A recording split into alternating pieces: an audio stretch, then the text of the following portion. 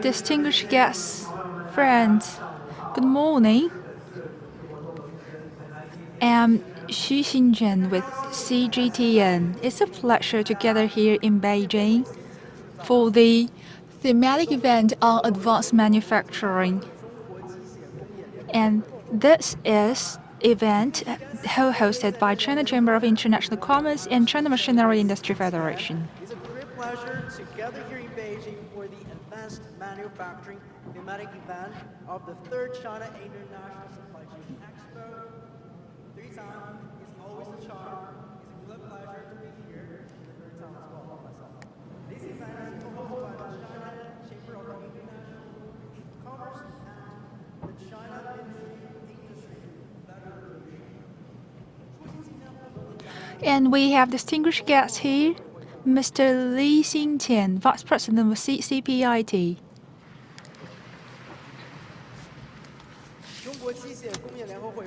Mr. Yi Dingde, the Vice President of China Machinery Industry Federation. Mr. Mohan Kanda, Global Chairman of PwC.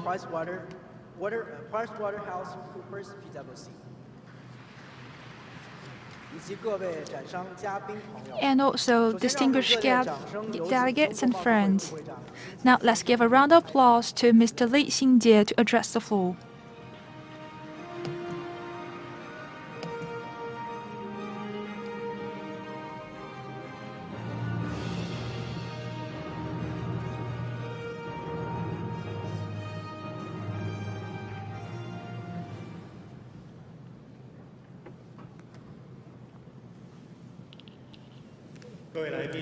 Ladies and gentlemen, the distinguished leaders in business and in industry, ladies and gentlemen, friends, good morning.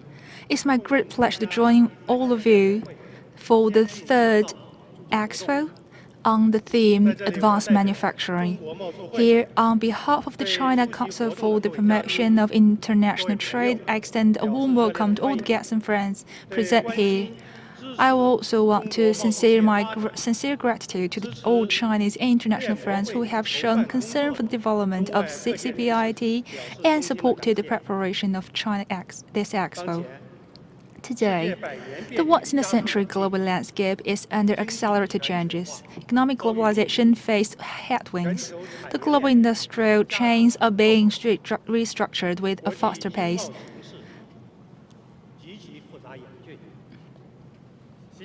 President Xi Jinping has pointed out that safeguarding the resilience and stability of the global industry and supply chain is crucial for driving global economic development.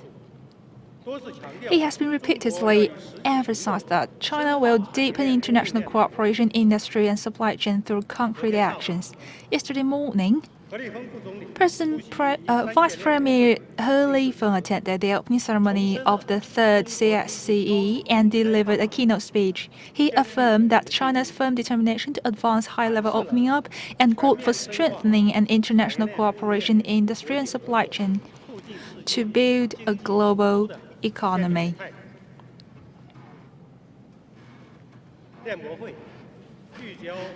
This expo has been focusing on development of new quality productive forces and has featured advanced manufacturing chain exhibition area.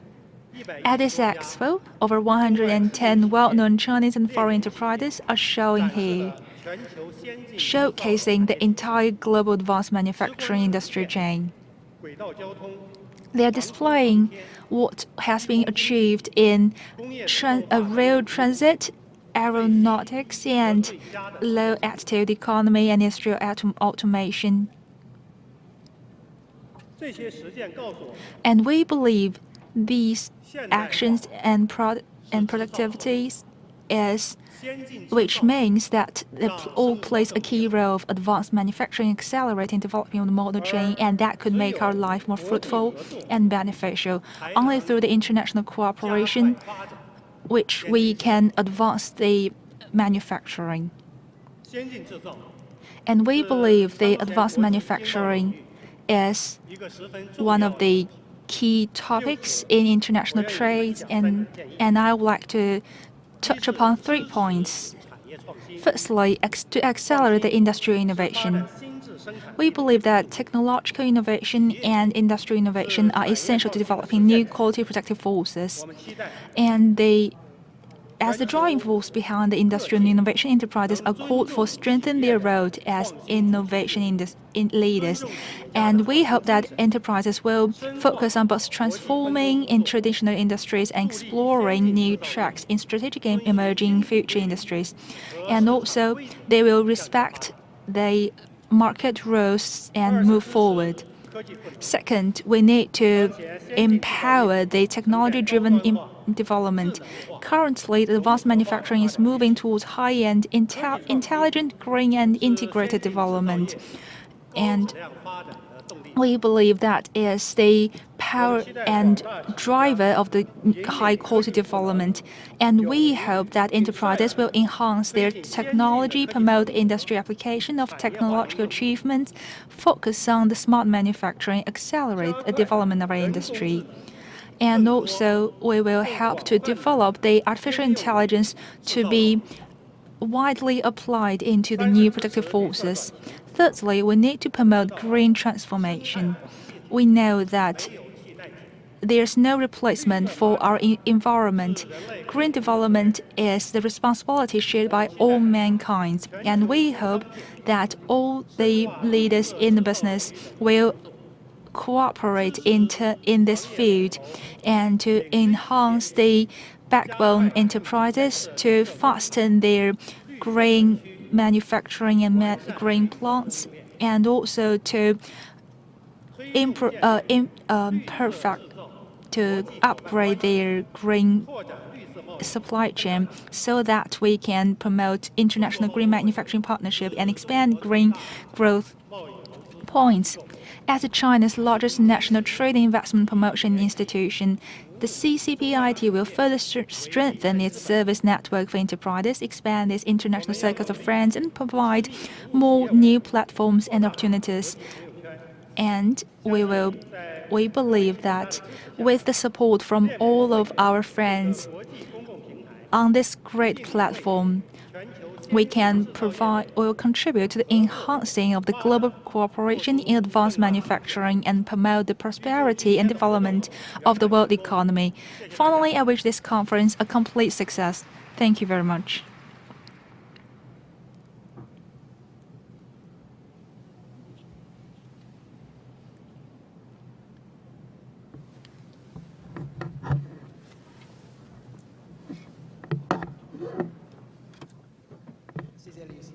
Thank you.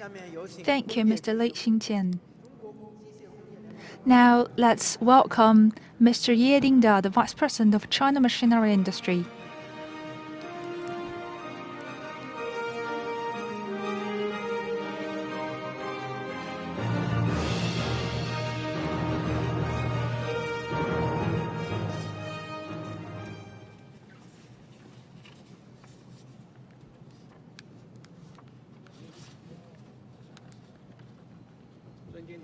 Distinguished guests, Mr. Kanda, distinguished leaders and friends from the enterprises, good morning. I'm very glad today in the summer of Beijing to join with you, my friends old and new.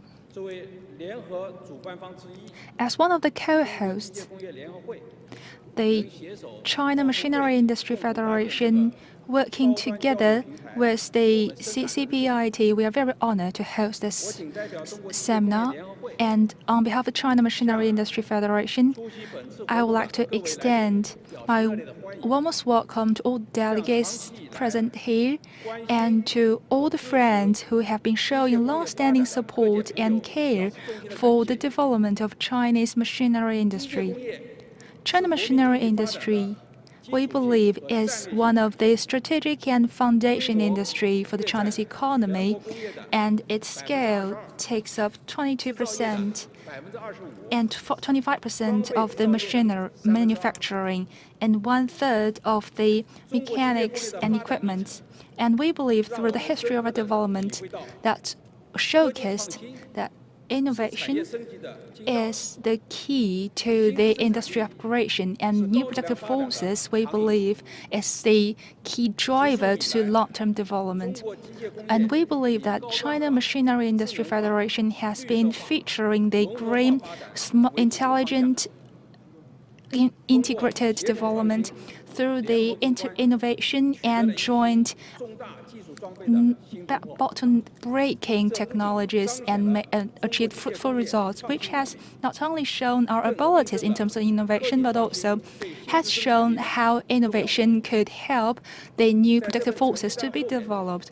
And here, I believe that I have shown all the data with in 2024, the value-added tax has increased rapidly, which has exceeded the growth of GDP. And CMIF members has exceeded 132,000, and we have achieved the profits 31.5 trillion US dollars, and our total export for 4 years has exceeded 1 trillion US dollars, and up to 1.17 trillion US dollars,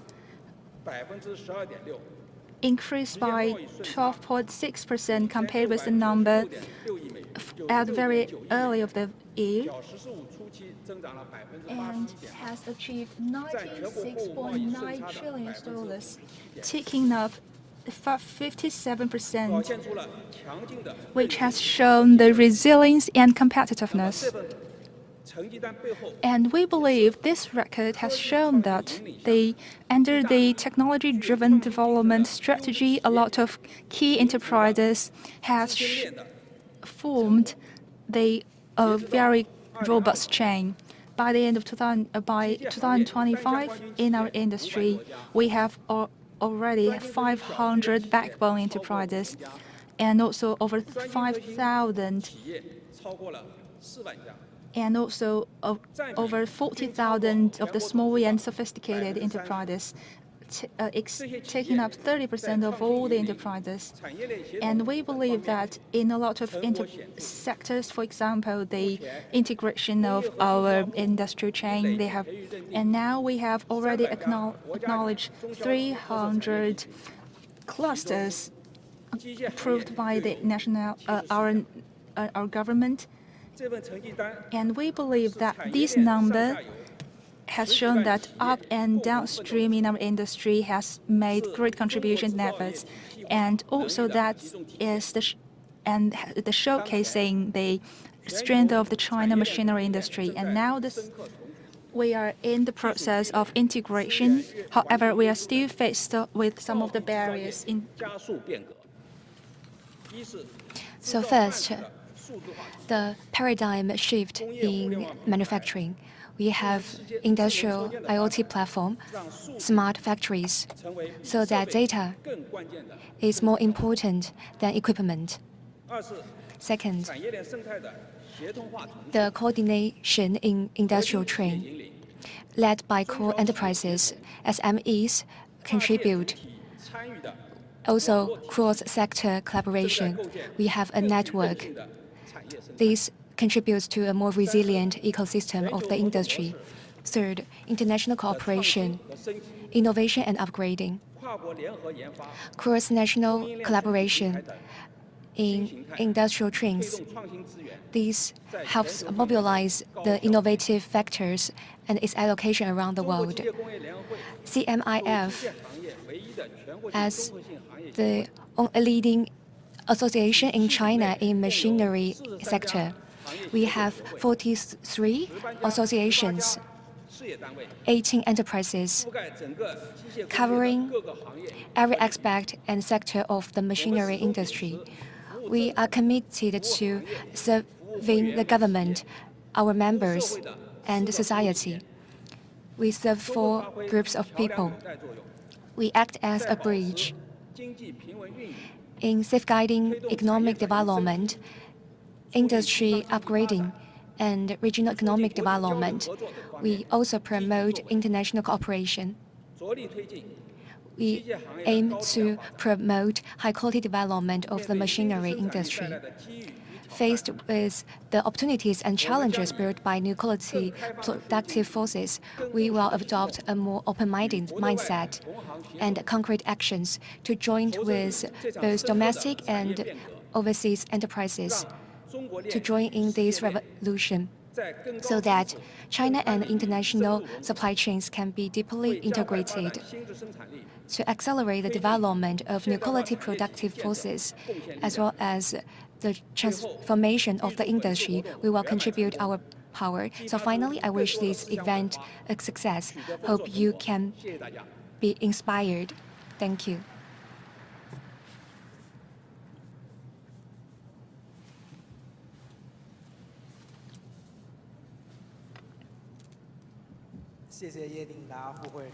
Thank you, Ms. Ye Dingda. Now let's welcome Mohammed Kandar, Global Chair of PwC International, to address the forum.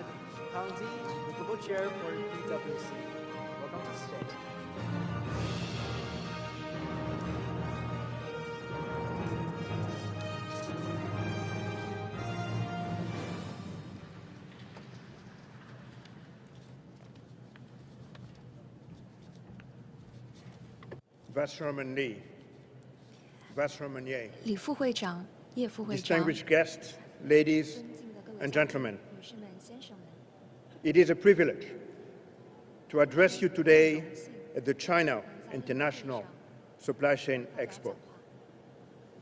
On behalf of PwC, I am delighted to join this distinguished gathering of leaders from China's business and policy-making communities. As an engineer with a background in technology, I have witnessed firsthand how China's commitment to development has transformed industries and created new opportunities. Today, we see China's economy driven by productivity, innovation, and technology, reflecting its dedication to new quality productive forces as one of the key drivers of sustainable progress. From electric vehicles and robotics to clean energy and biopharma, companies are reimagining what's possible across sectors. This economic success story is evident in the CISCE itself, which showcases China's commitment to serving customers holistically with ever-improving quality, price, and speed. Three forces stand out as shaping China's economic journey. First, investment in R&D. China's continued investment in R&D signals a commitment to being at the forefront of global innovation. As I've seen working with technology-led organizations around the world, innovation thrives when bold ideas are backed by focused investment and the right talent. In China's case, the investment is enabling industries to move from scale-based expansion to value-driven development. Second, talent. China's workforce is increasingly defined by its highly skilled expertise. Engineers, entrepreneurs, and scientists here are building future-defining products and solutions. R&D centers in China aren't just serving local markets. They are shaping global strategies. Third, the industrial ecosystems in China continue to evolve, combining price, quality, and speed, underpinned by robust and advanced infrastructure. from high-speed logistics networks to smart ports, connected industrial parks. This foundation enables the speed, precision, and integration essential for advanced manufacturing. What began as a manufacturing base is now steadily transforming into a collaborative, innovation-driven network. That is why multinational companies are just not producing in China. They are co-creating and co-developing with its growing innovation ecosystem. PwC research showed that AI is set to unleash a wave of innovation and productivity growth that could raise global GDP by 15% within a decade. This kind of boom in global prosperity has not been seen since the Industrial Revolution of the 1800s. The last time the world experienced such a profound technological breakthrough. This economic boom will create huge new value pools for those countries that have the innovation infrastructure to seize them, like China.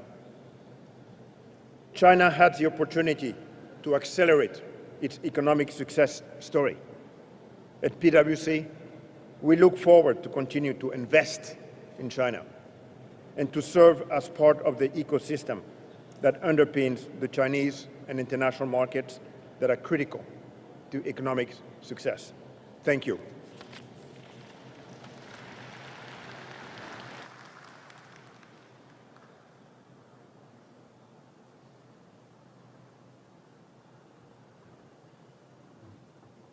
Thank you so much, Mr. Mohammed Kandi. Definitely, we can see technological breakthrough working in China and also around the world. 下面让我们进入主题演讲环节，有请机械。Let's move to the thematic event. Let's welcome President of Research Institute of Machinery Industry, Economic and Management to make a presentation.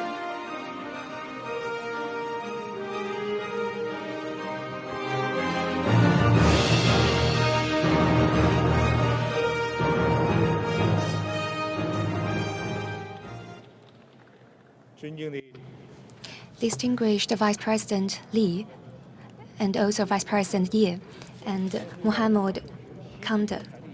Today, my topic is the transformation of advanced manufacturing industry under the new quality productive forces. So first, we'll talk about new productive forces. Second, advanced manufacturing. Third, international experience. Fourth, China's policies and development trends. So on new quality productive forces. So innovation will be the main driver. We need to increase our competitiveness. Innovation is a key. We need to pursue high quality, and the essence is the advanced productivity. It represents high quality development. So new industries, new business forms. New productivity has new areas of application, highly technical content, optimal allocation of production factors. And it is rooted in Marxist theory of productive forces. And this is a practical dimension. So rooted in Marxist theory of productive forces, and also combines the party's ongoing exploration. And this is a historically inevitable progression. And this is a response to internal development needs and external global trends. And this kind of productivity, we have 5 aspects. So first, a national system to have a systematic guarantee. Second, to accelerate high-level technological self-reliance. Third, to establish a unified national market. Fourth, to build a modern industrial system. So now we are accelerating the productivity. Second, on advanced manufacturing. So it uses innovative technologies, processes, and materials, and to showcase the advancement.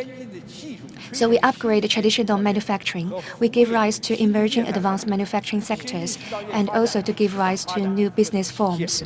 This showcases the market developments. And on features, significant economic value, strong innovation momentum, and strategic importance. There are 14 areas.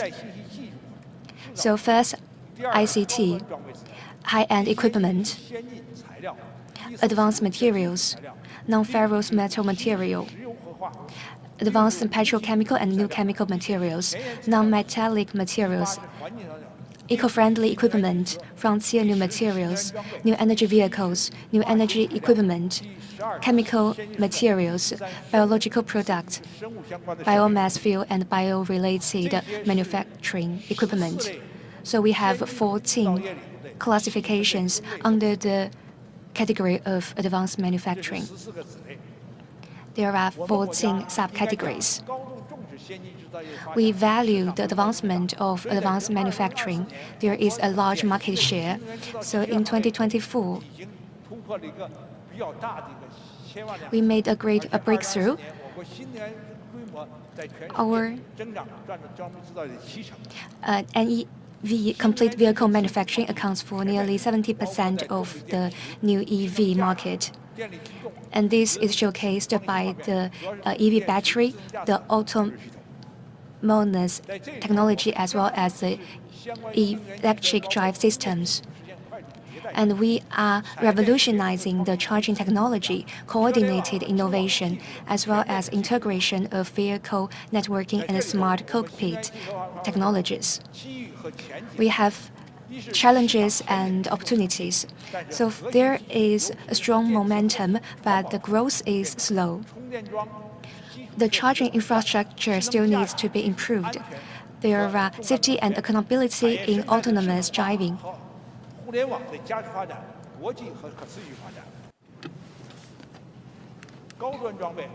And as for the advanced equipment, we have been talking about that it is the tool for the high-end development. It is the key of the core development. In the year 2024, we have made fruitful results in this perspective. And by the end of 2024, the market scale was 5.8 trillion yuan, more than half of the market scale. And so we have from the manufacture of quantity to quality. Second, we need to talk about the core technologies of intelligent manufacturing, and we have made great achievements in terms of the numeric digitalization, networking, intelligence, and we are taking 50% of the global market. And also, we have achieved 3.6 trillion of the scale of intelligent manufacturing equipment in industry. And also, we are trying to integrate the new generation of technology and manufacturing so that the key component is produced by China and we have total control of it. And also in terms of the advanced manufacturing, so we have made breakthroughs not only in aviation and manufacturing, but also in robotics and in rail transit and also in the marine engineering equipment and also the special equipment as well. And first, let's talk about the bio-robotics. In the year 2024, we have achieved 4,900 trillion yuan. And also for the hybrid biology, we have, and also the quality of the medicines, we have made great achievements. And we believe that with the development of key technologies and also the expansion of the key markets. And thirdly, we would like to talk about the practices and our focus. First, let's talk about the USA, and that is the key high-end manufacturing in the land of USA. So these are some of their layouts and strategies, focusing on the development of key areas and with the supportive policies, and also for the financing, for not only for R&D but also integration of the application technologies. And let's take a look at Germany as well. So that is how they have allocated on their land, and they are focusing on the special, sophisticated, and high-end technologies to adopt the top-down strategies so that they can optimize their technology system, for example, the public research system, and also to make their high-end clusters be competitive. And this is the policy adopted by Japan. So for the mother machines and also what they have adopted on land. And so aiming at the cutting edge areas, they get together all the strengths and also choose the right model for innovation by different phases. And also for the financing system, they integrate this public and private sectors, and that is what has adopted by this Korean government. Since time is quite limited, I couldn't go into the details, so that's just quickly take a look at it. And this is about France, what they have adopted, and they use the government's power to promote the advanced manufacturing and to be independent in terms of innovation. And this is one of the great examples, Siemens. And I believe as an innovator, by using a digitalized ecosystem and implementing in R&D, integrating the technologies with the application from 2020 to 2024, their income has increased from 553 to exceeding 700 trillion. And they also building the digitalized ecosystem, building environmentally friendly technologies, and also to optimize their layout. And this NVIDIA, not only by utilizing the artificial intelligence and their output and their income has exceeded from the 609 trillion by an increase of 459%. And also by using the green technologies, they have taken larger parts of their markets, and they also transformed from the traditional manufacturer to advanced one with a great leap forward. And also by using that, they are trying to build a new market as well. So the last part is about the new protective forces. I would like to talk about our policies and the development trend. Since 2023 to now, the NDRC has adopted a lot of new policies, and the Ministry of Industry and Information and Industry has also promoted the with the focus on what the industry would be like in the future, to increase the safety and resilience and the risk control, so that we can enhance, to improve the micro policy coordination mechanisms, and also they can integrate the advanced technologies to optimize the innovation platforms and to integrate the research applications and studies, and also we can deepen the transformation in terms of digitalization, and we need to make it to be from the top stream to the downstream, and also support the small and medium enterprises, increase the scenarios of application, and cultivate our talents. Fifthly, we need to promote the green manufacturing and green development, so that we can strengthen the green structures and so that we can achieve low carbon development, and also to develop the advanced manufacturing clusters. By developing those clusters, so that we can integrate development across the regions, so that we can enhance their competitiveness and enhance cooperation as well, and to make the development to be high-end.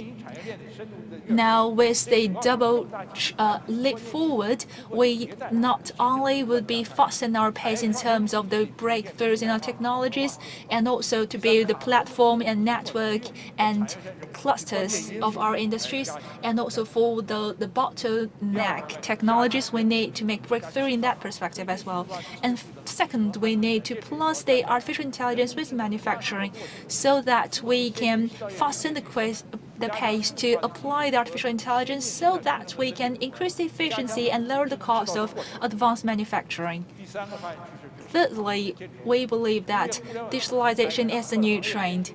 And now we are breaking the barriers between the industries and empowering our enterprises with the full supply chain digitalization so that we can upgrade from being scaling to innovation.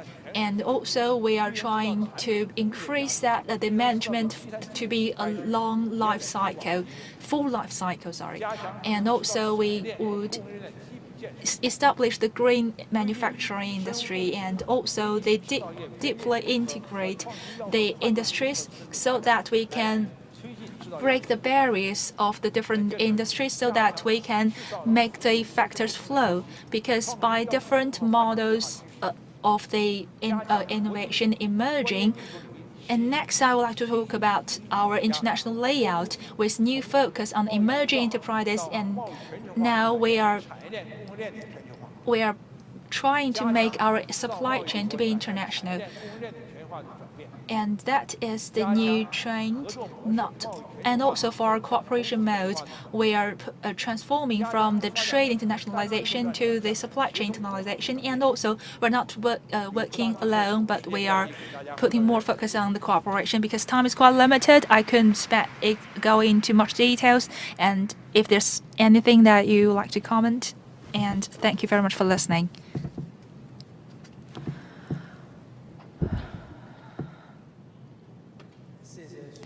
Thank you. Thank you for this wonderful speech. We are seeing that new productive forces is not just providing the new momentum, but new opportunities, and to provide us with a platform so that our daily life could be benefiting from new productive forces. And this year's Expo is happening against the backdrop of new renewed momentum in China-US technology relations. One of the headline development, NVIDIA is officially back to the Chinese market, and alongside a brand new GPU has just launched here as well. It's a sign that dialogue and collaboration, especially in advanced manufacturing and artificial intelligence, remain not just possible but promising. Among the standout guests at this year's Expo is none other than Jason Huang, and the company now valued the most in the world. Expo is happening against the backdrop of renewed momentum in China-US tech relations. One of the headline developments, NVIDIA is officially back to the Chinese market. And alongside that, a brand new GPU has just launched here as well. It's a sign that dialogue and cooperation, especially in advanced manufacturing and AI, remain not only possible but promising. Among the standout guests at this year's Expo is none other than Jensen Huang, the founder and CEO of NVIDIA, a company now valued as the most valuable in the world. First thing first, let's watch a special video for this forum.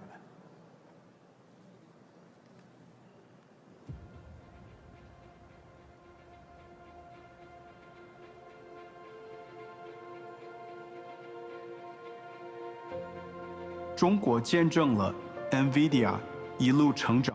China has witnessed the growth of NVIDIA. We used to be a startup but with great dreams. Using the 3D graphics imaging, we have newly defined the computers. With that big dream in mind, we created GPU. And all along the way, we are very determined and striving forward. We would like to join hands with you to redefine the game experiences. After that, CUDA upgraded GPU to be a general processor, accelerating the computing world.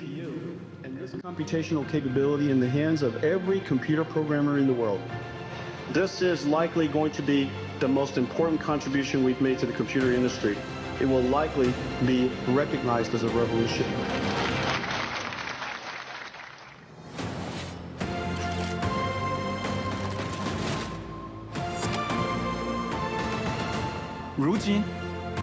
And now NVIDIA has become a leader in terms of the accelerating of computing world by upgrading the gaming experiences, scientific researches, medicine and media, transportation, and logistics, all the key factors in our industry sectors. With your support, we believe that NVIDIA could continue to innovate in terms of artificial intelligence, and on that basis of mutual cooperation, over 1.5 million innovators in China will continue to strive forward. Now the artificial intelligence era is upon us.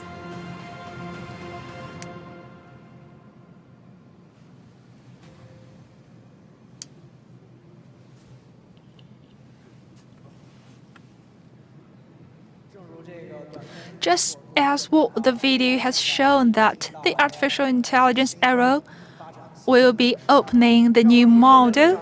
Now let's give a round of applause to Mr. Jason Wang and Mr. Wang Jian. Jensen Huang and Mr. Wang Jian to the stage.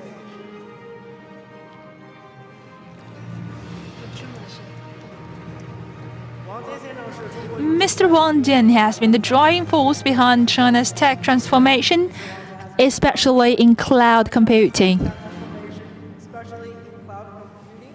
Coming up, a fireside chat between Mr. Huang and Mr. Wang 下 Jian. 来 A 是 meeting of 黄 two 先生和王 visionary 先生 minds. 的 Let's 炉 see 边 what 谈 kind 话 of sparks 两 this 个 conversation will 最 ignite. 有 接下来， 前 黄 沿 仁勋 关 先生 注 和王 的 杰先生将视展开野的炉边人大谈话人。物将进行谈话。 Morning. 好， Good 早 morning, 上好 everyone. 早上好，大家。 So this is Jason. Welcome to Supply Chain Expo, and good to see you again after a long time. Okay. So I have written down my question on my phone. The first time we met in Beijing was what year? A long time ago. Yeah, it's around 2012 or 13 at that time. Yes, about almost 10 years ago, I would say. And also, I'm really glad, you know, when I visit you in the Silicon Valley, you are really the person. Okay, you are really the person to talk about your company's technology. So thank you for your time. When I was in Silicon, you showed me your company, and you know, at that time, I really found that the founder of a company is very important, and you can see your passion about the work you're working on that. Yeah. And at the time when we first started talking, we were talking about computer graphics Yes. and mobile devices, You're right. right? And so that was 2012. And you probably saw in the video just now, Yeah. I came to China to talk about CUDA Yes. for the first time in 2007. You are. Yes. 好久以前啊, That's a long time ago. You're really right. incredible. And so the We've known graphics- each other a very long time. so thank you. Good to see you again. And Nice to that- see you again. And I still remember. Can they that hear actually- you? Are you sure? Yeah, Remember, actually, the first 他们 time 可能 I 听不到， listen to your 讲比较 talk 大声。 is actually in the Los Angeles. That was in the SIGGRAPH. Okay. That was really, really long time ago. And so you invent the GPU and change the landscape of the graphics area. Now we have AI. So it is an incredible journey. Yeah. So my first question for you is really about the technology. And you know, AI is a buzzword. And the people have a different perspective on the AI and AI computing. So how things actually have advanced and be changed fundamentally in the past few years? Okay. Yeah, great question. First of all, AI is a new way of doing software Yeah. on first principles. Yeah. Instead of human coding describing algorithms Yeah. to predict an outcome, Yeah. we use an algorithm to learn how to predict the outcome Yes. from example information, example data. And so this method of using computers to learn how to predict Yeah. has proven to be extremely scalable. Yeah. And as you know, we've been working on machine learning for a long time, but Yeah. 2012 was the Big Bang Yes. with AlexNet. Yeah. And that was the time when the demonstration of deep learning has proven to be incredibly effective, so much better than computer scientists could do with computer vision. Yeah. And so it started from 2012 to the next 5 years or so. You and I saw first computer vision becoming effective and then superhuman. Yes. And then speech recognition becoming effective and then superhuman. Yes. And then shortly after that, language understanding becoming effective and then superhuman. Yes. Right? So each and every one of these different modalities represented the first wave called perception AI. Then the second wave was generative AI. Yes. We can now translate from one modality to another. Yeah. From English to Chinese, from English to pictures, from pictures to English, from Chinese to video. Yeah. Yeah. Generative AI, translation, Yeah. you know, the ultimate translation. And so the generative AI really started about 7 years ago and is going very strong right now. So now AI can understand information and generate information. You're right. The wave that we're in right now is incredible. Yeah. And it's called reasoning. Yeah. And the reason why reasoning is so effective, so powerful, is that the AI can understand and solve problems that it has never seen before. Yeah. Just like humans. Yeah. We can break down a problem step by step by step and solve problems that we have never really solved before. And so that's reasoning AI. The next wave is called physical AI. Yeah. When all of this capability can now go into a physical machinery, such as a robot. Incredible. And so this last 12 years or so, AI has moved very quickly. It seems like every 3 or 4 or 5 years, you know, we saw a big breakthrough. And I would say that we're now near a time when AI should be able to solve most cognitive tasks and achieve most tests better than most humans. So that's the level we call artificial general intelligence, which is the reason why now everybody's talking about artificial superintelligence. Just like in the beginning, we were able to achieve effectiveness and then superhuman, achieve effectiveness, superhuman. Now for problem solving, we should be able to achieve superhuman fairly soon. It is incredible. Yeah, incredible. Last decade. And you know that, you know, particularly this year, the open source model is changing the landscape of AI technology and the business today. Okay. But Jen, which one of the technologies advances were you most excited by? Oh, actually, I think the one of the things really exciting about for me is actually computing is really the fundamental thing for everything. Okay. So when talking about AI, it's really the computing behind that. And the computing is actually changing everything. You know, the AI is something that you see. So it goes back like 20 years ago, and we're talking about the computer. But very few people are talking about the computing itself. Okay. So they actually, you know, rather we say computer is changing the world, but actually the computing behind the computer. That's right. Actually, is changing the world. And the AI bring the computing to the next stage. Okay, so it is incredible in terms of technology. And even the way we're training the models is changing so fast, right? Yeah. The first decade was largely occupied by pre-training. Yes. So we collected a lot of data. Maybe we even used AI to prepare the data, Yeah. and we used pre-training. And then we used human reinforcement learning, Yeah. right? Reinforcement learning, human feedback, which is kind of like a human coaching the AI. Yeah. We're human aligning the AI. And then now we're in this post-training era where the AI is thinking by itself and practicing, doing reinforcement learning, verifiable feedback, and right, so many synthetic data generation, and taking tests by itself, and learning how to reason. So it's incredible the amount of computation that's necessary now. Yeah, you know, actually, I have a psychology background. And so for me, the AI is not really a simulation of the human intelligence. It's really an augmentation of the human intelligence, and even more. So for me, it's more like AI is to extend human creativity, and instead of just replacing human intelligence. Okay. Well, our car extended our human mobility. You're very right. Airplane extended our human mobility. Yeah. And now we have AI is going to extend our human intelligence. You're very right. It doesn't work the same way as our brain, You're very right. Okay. right? It doesn't work the same as our brain, but it can perform tasks similar to what we can do. Yes. Yeah. Okay. So go back to this open source thing. Yeah. You know, it's also incredible, you know, moment for that. And you know that we have DeepSeek, and we have the Queen from the Alibaba Cloud, and there are only a few among them. Okay.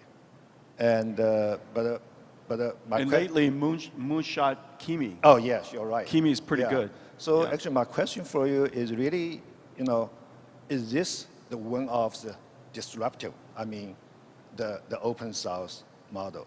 Is this the one of the disruptive and the driving forces for the future AI development? You know, we were just talking about how AI has progressed very quickly. Yep. And the reason for that is, of course, people say NVIDIA's technology is advancing very quickly, and it's true. Yeah. We improved the performance of computing, AI computing, by 100,000 times in the last 10 years. Yeah. So we can process more data, learn more quickly. Now, of course, what is not talked about, and it should be, is that the vast majority of AI research was done in the open. The amount of archived papers from all over the world is incredible. And in fact, I think I saw a statistic that the archived papers published by, research papers published by Chinese researchers is now the highest in the world. Okay. And so the thing that is happening is that in a lot of ways, researchers are collaborating in open science. When they publish their science, then you can read and you can contribute, and I can read and contribute. So we are, in fact, collaborating in open science. And the next version of that is open source. You know, not only do you do open research, we now do open engineering. And so that open engineering is extremely powerful, because then you could take my contributions, add your contributions, I add my contributions. And as a result, the innovation pace is not just the contribution of each company or each engineering group, but the combined resource of an ecosystem. And so that's very clever about open source engineering here in China. But don't forget that open source has many global implications. You know, not only did the open source models help the Chinese ecosystem, it's helping the ecosystems around the world. This is the best open, you know, R1 and Q1 and Kimi are the best open reasoning models in the world today. Multimodal reasoning models. So it's very advanced. And so it doesn't matter who you are. You could be a healthcare company or a financial services company or a robotics company. You could take advantage of this and modify for your own application. It is also very important to note that open source is the safest way to advance. You know, sunlight is the best disinfectant. And so when open source and all the open innovation, you invite global scientific scrutiny. And when you have global scientific scrutiny, the quality of the work goes up. If you look at the DeepSeek paper, it is incredibly well written. It is incredibly well written. It is absolutely, A+ quality science and A+ quality engineering. And so they did it all completely openly, and it invited education and learning and sharing, as well as the benefit of many people scrutinizing it. So it's very good. Good for safety. Yes, thank you. And by the way, both DeepSeek and Queen are from Hangzhou. And I'm native of Hangzhou. And I'm very proud of the city. And you have my personal invitation to visit Hangzhou next time, your next trip, okay? Hangzhou is the, may I dare say, it's the Silicon Valley of China, is it? I would say, I would rather not say it's the Silicon Valley of China. It's the Hangzhou would be an innovation hub for the rest of the world, okay? All I said. It's very unique, okay? It's very good. Again, you have a personal invitation to visit Hangzhou in your next trip. 会来，一定会来的。 Thank you. And you're talking about open science, open engineering. So in the GDC last year, and you said, okay, this is the first time in the human history, and we have opportunity to turn actually biology as an engineering instead of science, okay. It is also incredible. So what's the long-term impact of AI on the scientific discovery and technology innovation? So AI will change the way for the scientists to do their research? Yeah, today we're only talking about AI for human. Yeah. AI for science is where we will make the greatest impact. Yeah. Now, remember, AI for human is relatively easier. And the reason for that is because humans created the human language. Yeah. And it is easy to use design tools. Yeah. You and I, we've been using design tools to make chips for a long time. Yeah. But the transistors were designed by us, Yeah.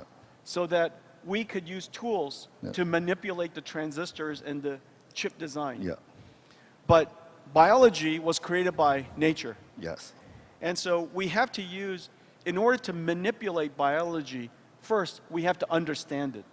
And finally we have a new capability called artificial intelligence, and we can learn and understand the meaning of proteins, the meaning of chemicals, the meaning of cells, and meaning of life, of course. And so we can even understand the meaning of the metabolic reactions and actions in the human body, right? And so if we can use AI to first understand the structure and the meaning, then we can use AI to improve, to configure, to design drugs, and help people live longer. So it's a lot of opportunities for that. Big opportunity. Yeah. The other thing that we can use AI for is to emulate physics. You know, today we use physics equations to simulate very complicated interactions, like weather. You know, weather is cloud physics, high cloud physics, low cloud physics, atmospheric physics. We have ocean physics, ice physics, land physics. We have conduction. We have convection. You know, and so all of these different types of physics has to come together, right? Very, very small scale physics also to very large scale physics. We call it mesoscale physics. Yeah. And the time domain travels from probably in the case of physics from seconds to maybe multiple years. And so that range is very complicated for simulation to do. I see. But maybe we can teach an AI to help us predict that. And this is great. You know, AI is much, much faster at predicting than using physical simulations. Okay. And so I have every confidence that whether it's using AI to understand the laws of nature, or using AI to emulate the laws of nature, we could use AI to help us advance science. Very big deal. Yeah, it is an incredible. Yeah, truly, truly incredible. Okay. Yeah, truly And incredible. so my next question probably is hard for you. I'm sorry to see that, Jason. And you know that actually today's AI technology is heavily dependent on silicon technology, okay? It's dependent on silicon, okay? And we're using the silicon to increase the computing power and get the gigantic memory space, and even, this unbelievable communication bandwidth, okay? It's all dependent on silicon, okay? So my question for you is, in the next 10 or 20 years, are we still being able to rely on the silicon for the advance of AI technology, okay? Yeah. Of course, silicon technology is already adding so many different elements. Yeah. It's barely silicon. And so I think that we will continue to advance in those areas, several areas. The transistor will become three-dimensional. Yeah. And we call it gate-all-around. Yep. So right now it's nanosheet. The next generation is called gate-all-around. And then after that, we will have transistors on top of transistors, stacking FinFETs. Instead of distributing power over the surface of silicon, we distribute it on two sides. We saw backside power. Yeah. Instead of one chip at a time, we now have stacking chips, Yeah. multi-chips. Yeah. And so the packaging becomes very advanced. Yeah. We call it CoWoS, right? NVIDIA was the first company to use CoWoS at a very large scale. And even in the future, the packages will not be this big, but the package will be entire panels. Okay. So the size of a chip could be the size of this table. And then beyond that, we'll use silicon photonics, directly attached photons to electrons with very, very tight coupling. We call it CPO. Yeah. And then we can connect many of these things together. Wow, the number of dimensions, the number of dimensions of capability is incredible.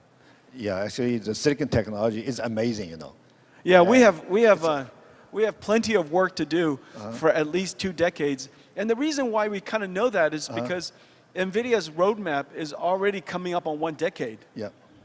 Right? So it's at least somewhere between 5 to 10 years. And we are already dreaming and designing and architecting systems that are 10 years from now.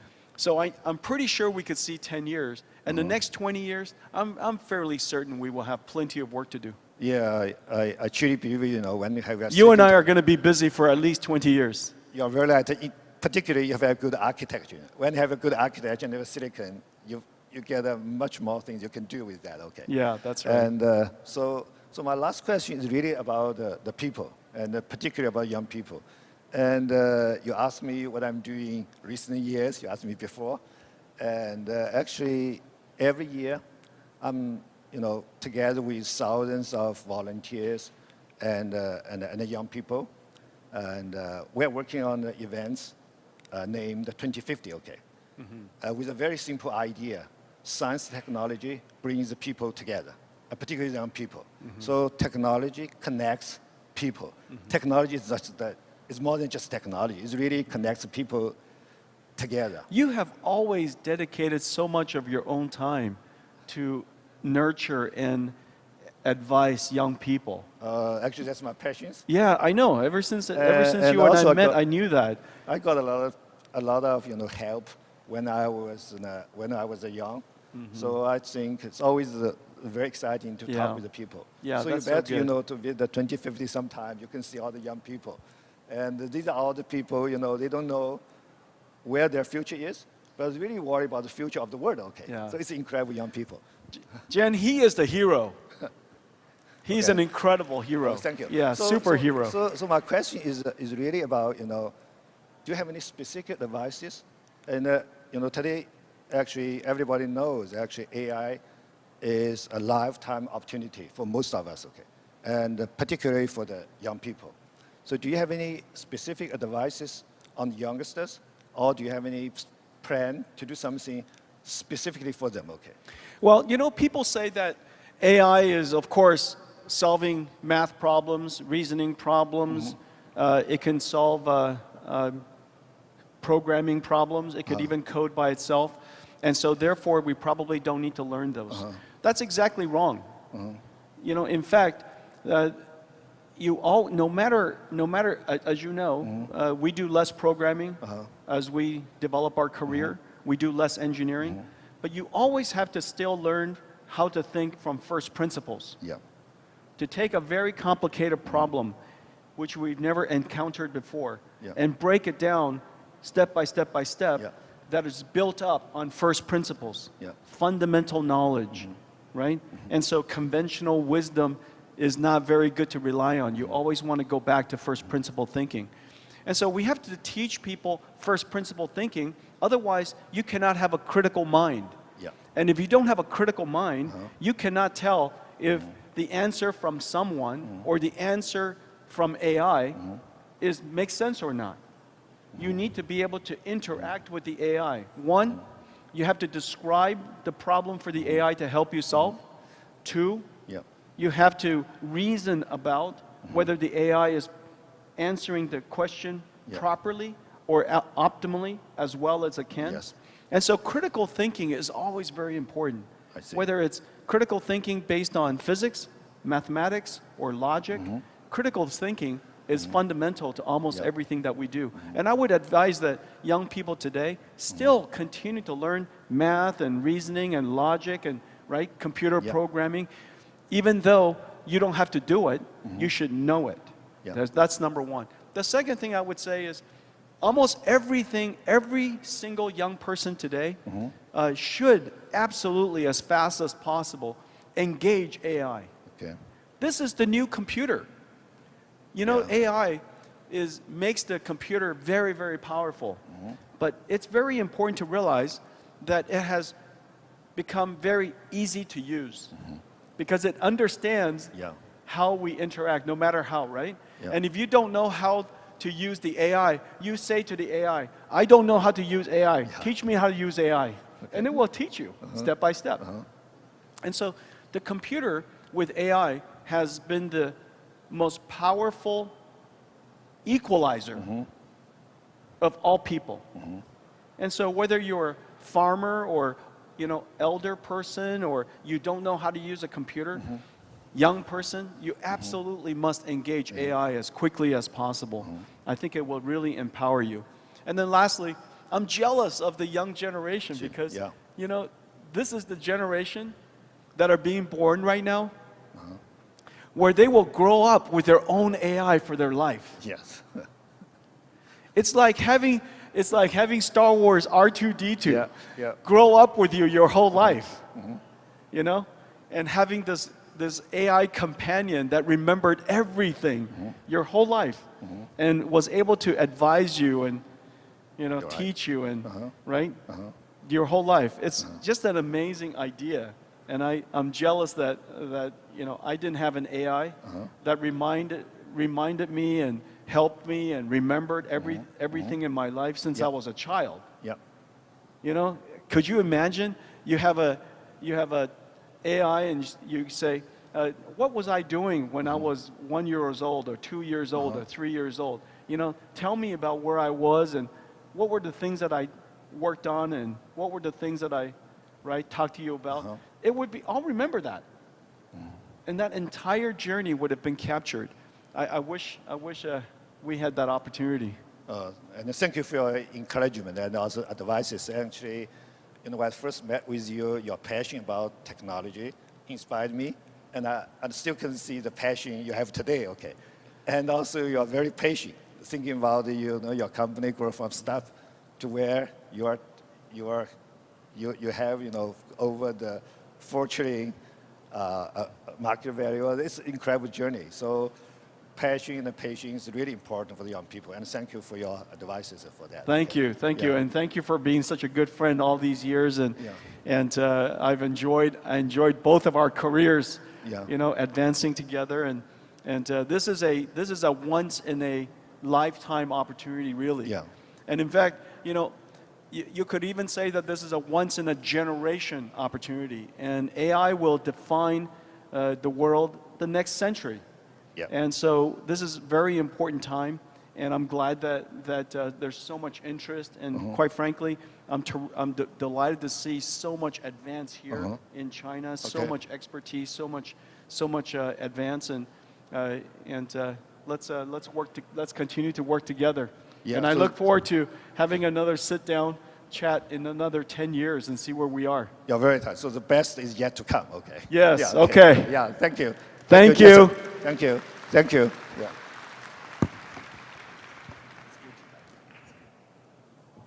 Thanks so much for Mr. Jensen Huang and Mr. Wang Jian's exchange there. And definitely we can see AI is changing how manufacturing works today, but also it's kind of inspiring and helping new generations to understand what the world is becoming like. 其实我们看到人工智能一直 Yeah, we can see that the artificial intelligence has provided new momentum, and it is also our Chinese government has been putting much more focus on the artificial intelligence and new quality productive forces. And this event is also focusing on the advanced manufacturing, the new round of the new momentum, but also to calling for the huge impact on the global development.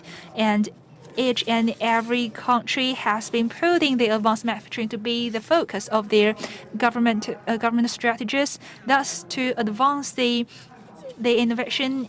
And now let's explore how technological innovation could be coordinated with resilience of the supply chain. And we will be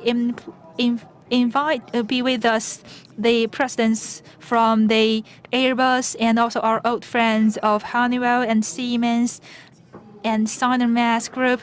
And now let's cut to the chase and get started. The first discussion, and we will be welcoming Mr. Hu Guodong, Director of Key Lab of Artificial Intelligence Scenario Application and AI System Evaluation, Ministry of Industry and Information Tech of China. And also with us, Mr. Eric Bushman, the COO of Airbus China. Mr. William Yu, President of Honeywell China. And together with us, Mr. Hu Jianjun, Chairman of the Board of Directors of Siemens Digital Tech, Vice President of Siemens. And together with us, Ms. Jia-Jing Li, Deputy CEO of Sinarmas Group, APP.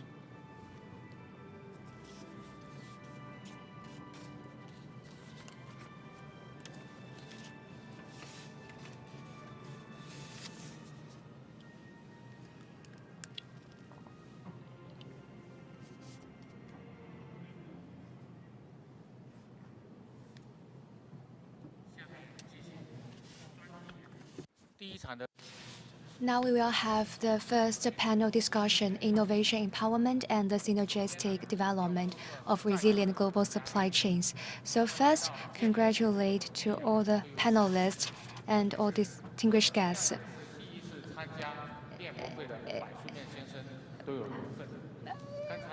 Now, Eric Bushman is first time attending this expo.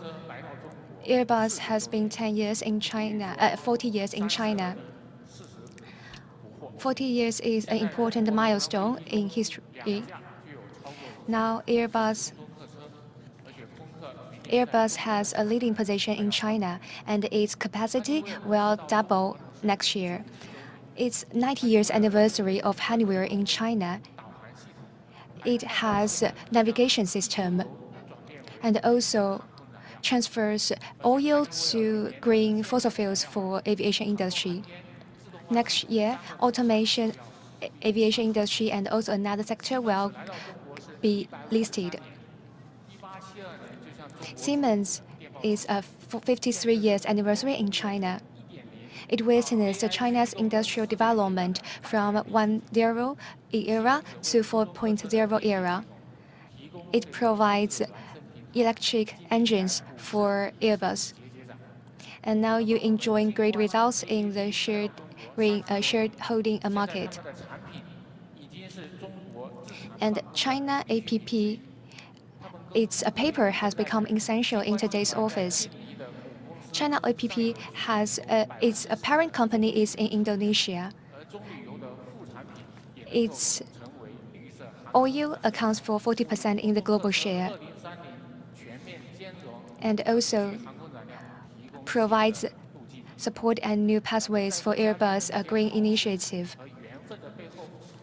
So we've seen the Expo's role in promoting coordinated development of the supply and industrial chain.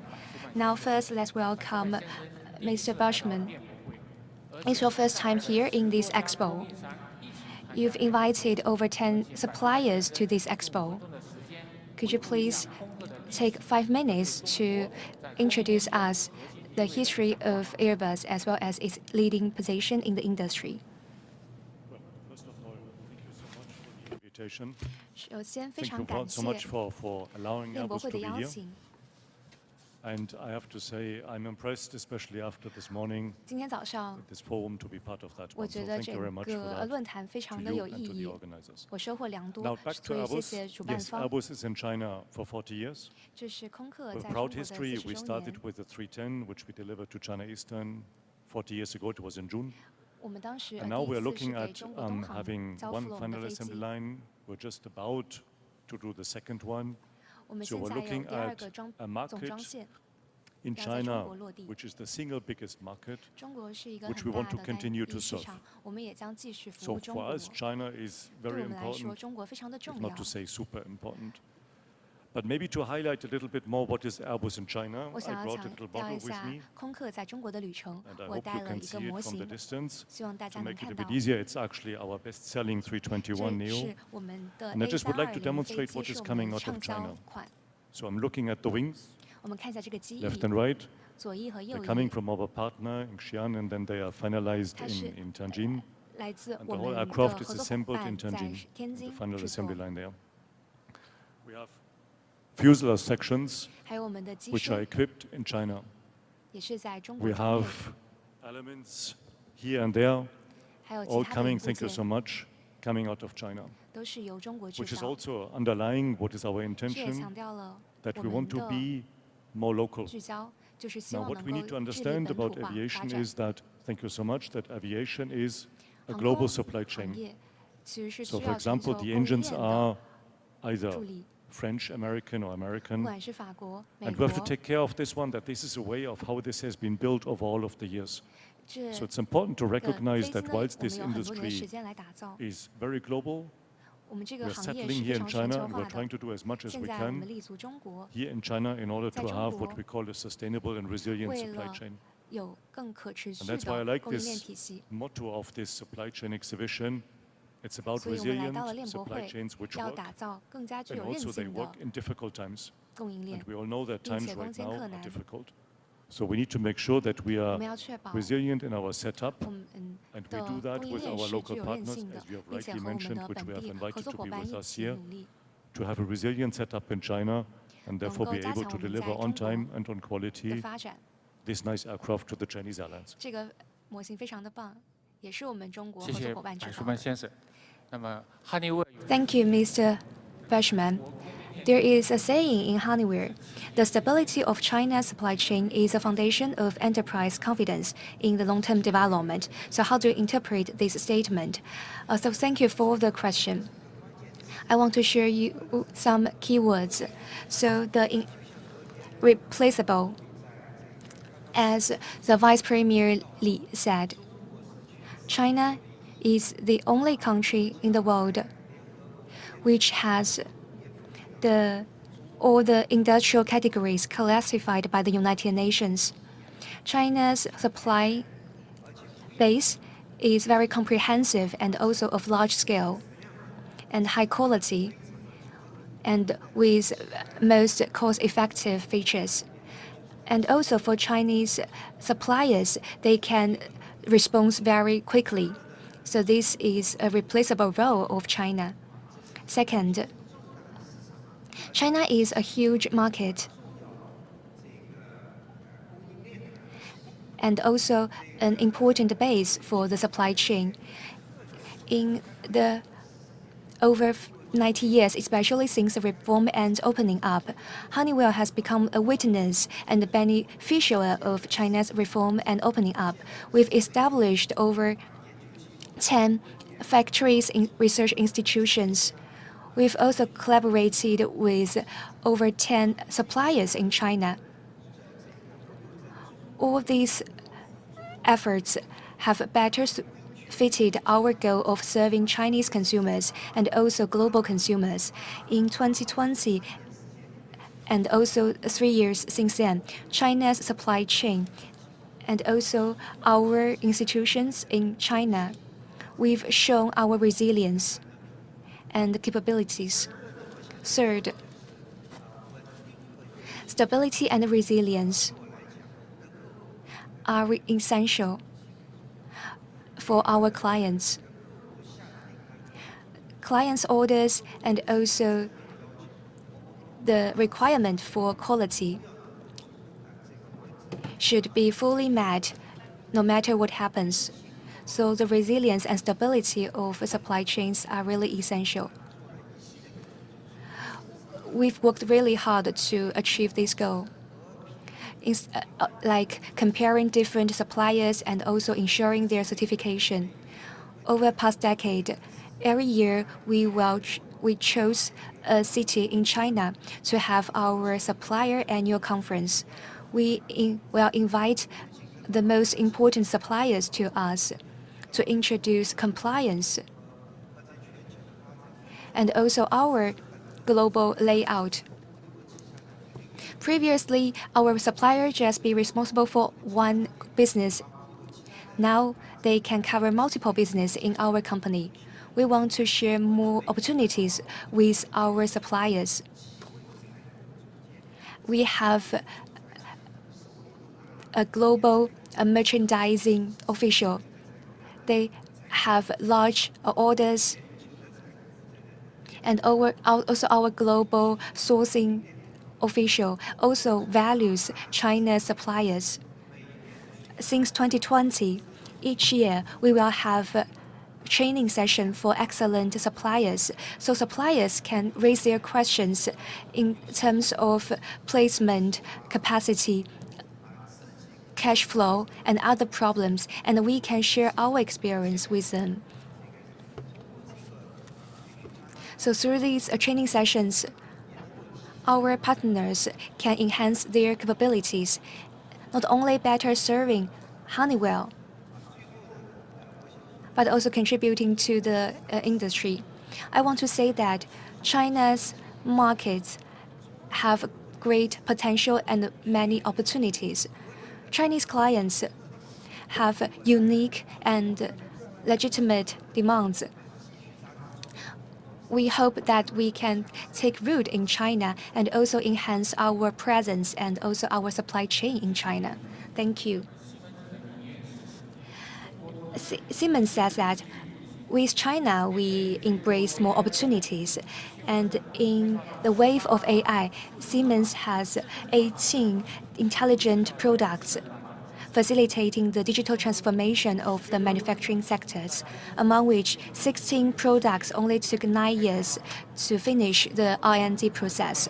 So, Mr. Hu, could you share with us your experience? Thank you, moderator. You mentioned that we've launched 18 products this March. This is the strategy of One Tech.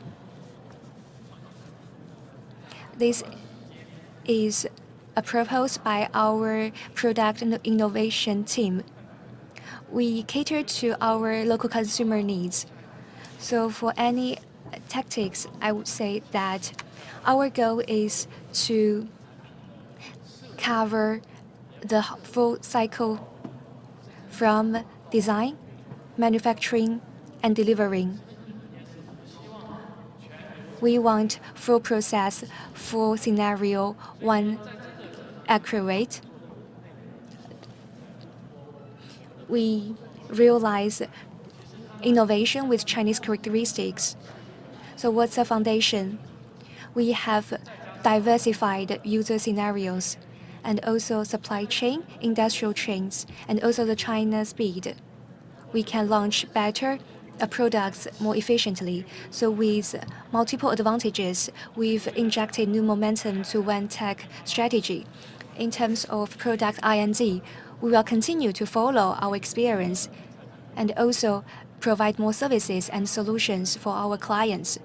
So to accelerate the new quality development of our consumers and the market.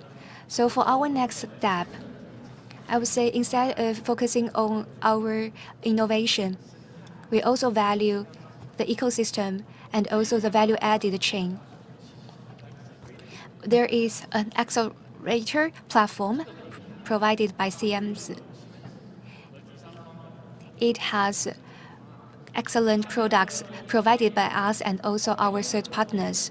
It is like an app store. It can meet our clients' demands. They can have multiple choices. And in terms of the supply chain, we call for joint collaboration. Suppliers can build such as software plus hardware, digitalization plus green transition. We can build different user scenarios and propose solutions. This can meet target demands. So the accelerator platform is very essential to us. And then the connectivity. Many colleagues talk about going global. Our accelerator can serve our clients in 3 scenarios. China is a big exporter of service trade. In terms of tariffs or also dual carbon goals, we've met some challenges. In terms of low carbon development, this afternoon we will have a strategic partnership with Amazon. We have a one-stop station in low carbon practice so that products can have a green label. It can attract people who call for eco-friendly practice. This is for service trade. Second, for capacity expansion or the global expansion of local enterprises. This afternoon, we will partner with CCPIT to have a one-stop station service, such as policy consulting, digital infrastructure, and legitimate operation, so that Chinese companies can go global with our platform, and they can settle down and can enjoy rapid growth. And third, a quite novice area.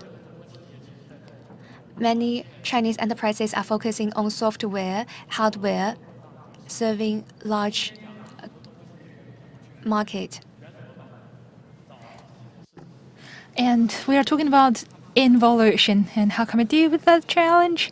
And some enterprises are talking about that, about we are taking the shipments to the overseas. But for the Chinese services and softwares, what shall we do? We can't just put them in a container and ship overseas.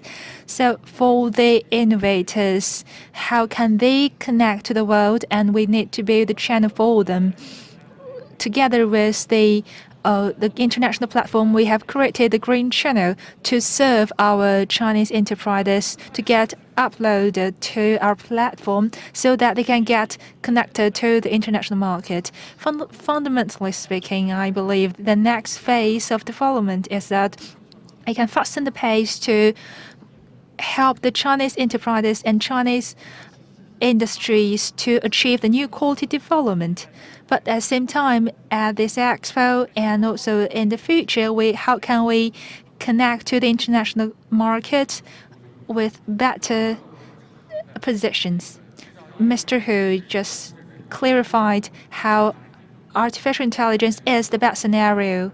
We know that Nvidia, with its stock price increasing rapidly, and Siemens, as the traditional industry, it has a robust performance. And next, let's welcome our friends from Sinus Mass Group APP and has contributed to build the green, robust, and resilient supply chain. And let's invite Ms. Jai to share with us her ideas. As we all know that currently our economic landscape is under great transformation. The Belt and Road, just as the host has mentioned, that we are proposing that continuation. However, they we are also facing a lot of international challenges.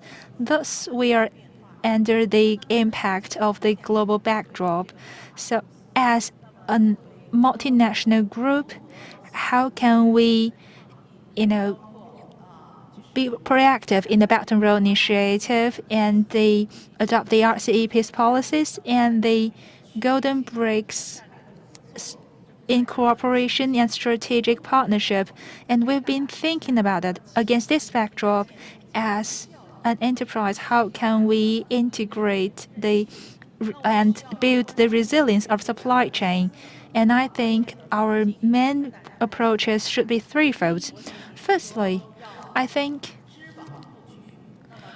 we need to build a network for the regions so that we can build a new ecosystem to be connected. When we are talking about integration of our regions, we used to be talking about the tax, the integration of the resources, but these are just segmented.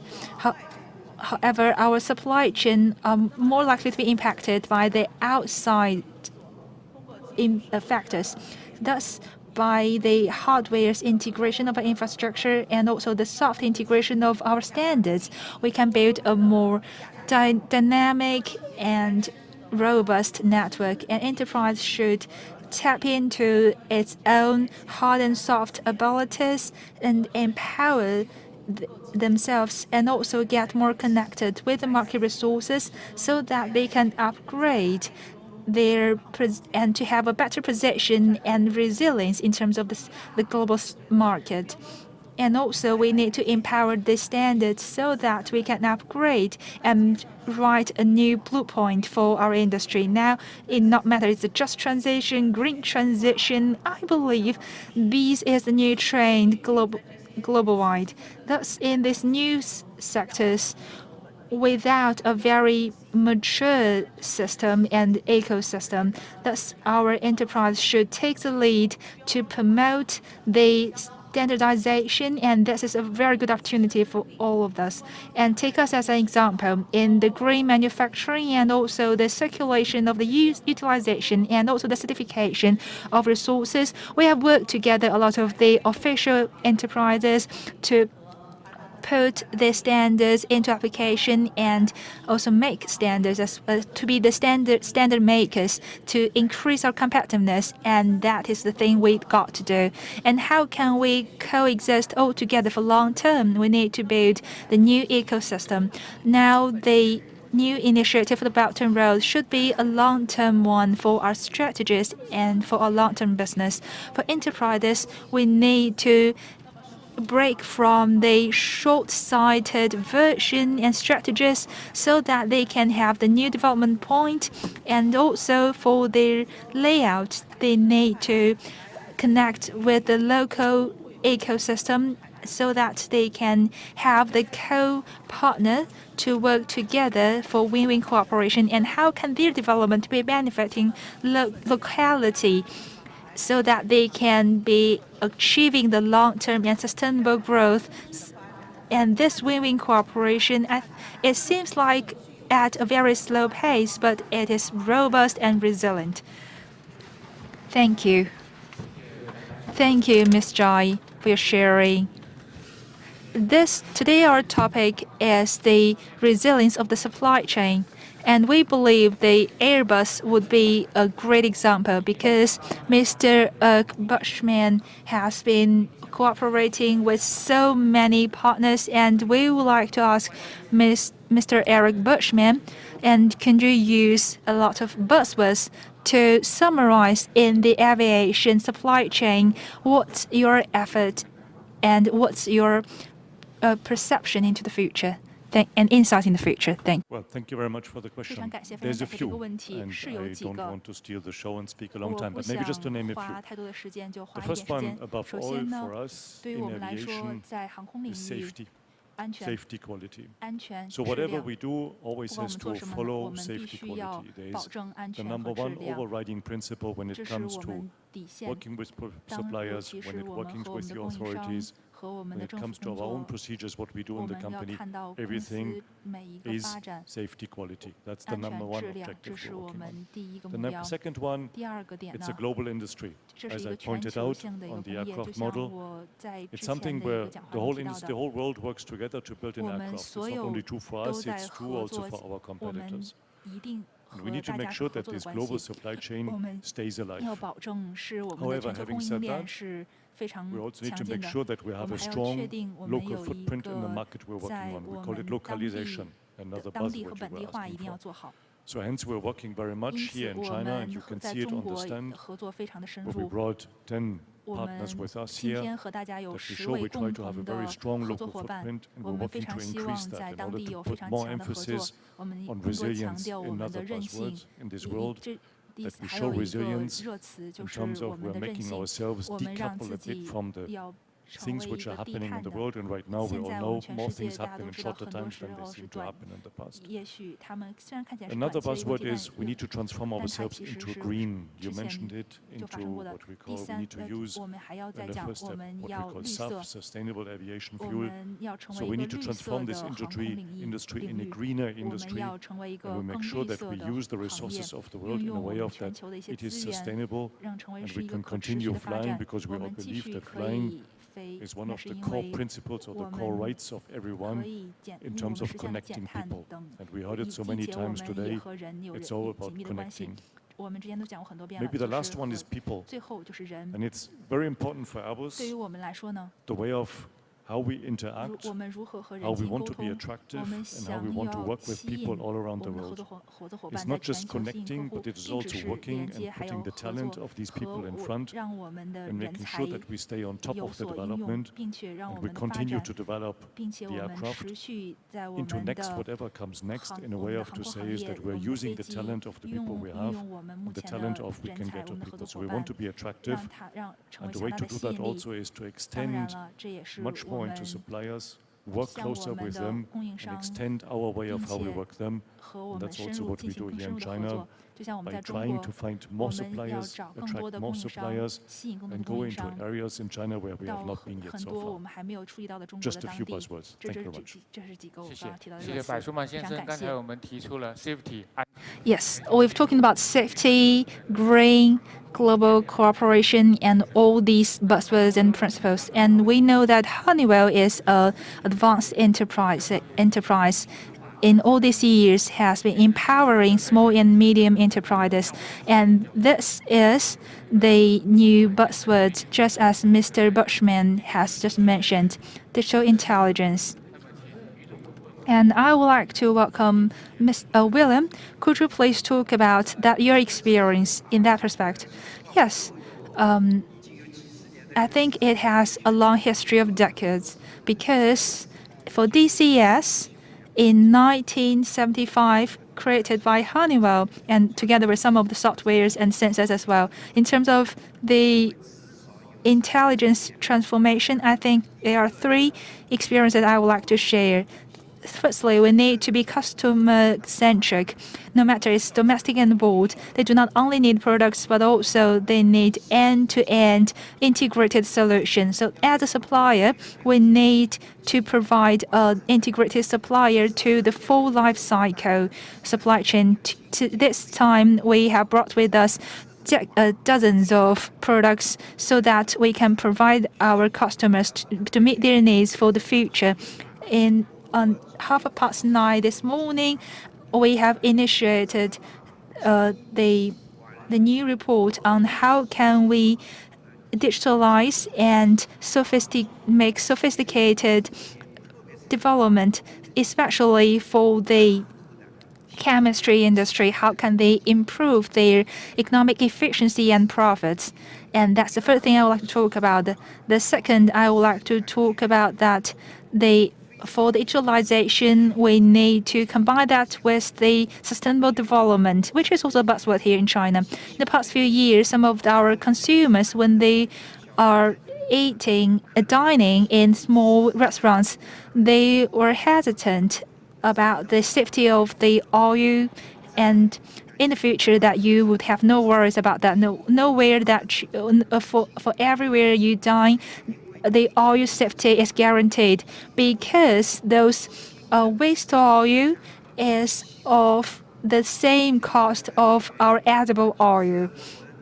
So that's thanks to the Honeywell, we cooperated the new technology, including the catalyst, so that we can facilitate the decarbonization of the aviation industry to promote the sustainable development of the aviation. And that is how we meet the needs of our markets. And also, I would like to talk about one of our newly launched product this Expo, that is the module used for building. Since Chinese reform and opening up, we've witnessed some of the features, and one of the features is that the modernized buildings, no matter is the housing, the hotels, the airports, we are witnessing a lot of the emerging of the new buildings, which have advanced requirements for equipment, for personnel, for the maintenance, and for the efficiency. Thus, during this expo, we will be proposing our new product, focusing on how can we manage our workforce, not for a building, but dozens, even hundreds of buildings. How can we integrate them together, maintain them, run them, and also for the risk warning system, is, for example, the air conditioning, and for the lift, when there might be a problem, and when shall we do the maintenance. Thus, we can make sure the safety of the equipments, the buildings, and also safeguard and guarantee the safety of the personnel. And that's also how we meet the needs of our customers. And also, we are talking about the cooperation and in local innovation, because China is a unique market with unique demand from the customers. Thus, in China, we worked very close with a lot of institutions in the industry, and also with universities, colleges, over 100 of them, and also with suppliers and the customers and agencies, so that we can further get to know, especially our key accounts, what are they thinking in their minds, and so that we can provide them with integrated solution and meet the needs of our markets. Thank you. Thank you, William. If you have time, please visit the Honeywell, and at the center of it, you will be witnessing the products that William has just talked about. And I would like to get back to see them. You know that Siemens has 100 years of history, and you have merged a lot of high technology companies. And I would like to ask about how would that be impacting the future supply chain? Thank you. Yeah, you've mentioned a very important topic. Though we have 100 of years, we have a strong foundation, but our secret is kept innovation. In terms of technology and ecosystem, these are very important for us. Also mentioned about the NVIDIA, Mr. Jason Huang and Mr. Wang's discussion. Actually, they mentioned about the future, the current situation of AI and the future of AI. What I'm thinking about for Siemens, for the future, for our supply chain, what can we do? That is digitalization, and to use our business and use more technology to foster this development. We have the industrial AI, digital cosmos, and the green industry. For example, for the industrial AI, just to follow their discussion, we have a Chengdu plant. The efficiency has improved by 2.3 folds. Why is that? Because we use automation, and it's data-driven. It shows our strong collection of on-site data. And the industrial AI is developed 90% by our on-site employees, whether it's OpenAI or GTP. My son in the middle school, he already can use all these AIs. So what I want to say is that if our staff, our employee, and our workers can use AI to deploy them in our operation, then we can make better efficiency in our operation. This is what we need to focus on in the future. And in the second half of the year, we will release and launch our new product. I will not release more of information today, but just like what my son is enabled to do, we might use this new product to solve some problems in our daily operation, like in the plant's operation. Another thing I think is very important is that the NVIDIA Accelerate platform and Volumiverse, we have a close collaboration that we use the digitalization technology of Siemens to integrate with the NVIDIA products and technologies. And we give you an example. We have a tracking function that is to combine the real-time connection between the physical world and the actual world. And by using this technology, the customer can know in real time the situation. And also, we have also applicated this technology in the vessel design. This can enable them to control millions of parts and shorten their production into days. Lastly, we've mentioned about green and low carbon. Well, actually, circulation development and sustainable development is the topic for human beings nowadays. Whether it's production or our industrial park or the ESG of enterprises, we can incorporate more green technology and applicate more green energy. For example, Siemens has already used many green technology to help our top enterprises. For example, the Michelin and Mercedes-Benz and Amazon, those are our customers. And also a lot of SMEs, we have helped them to realize green production and green development.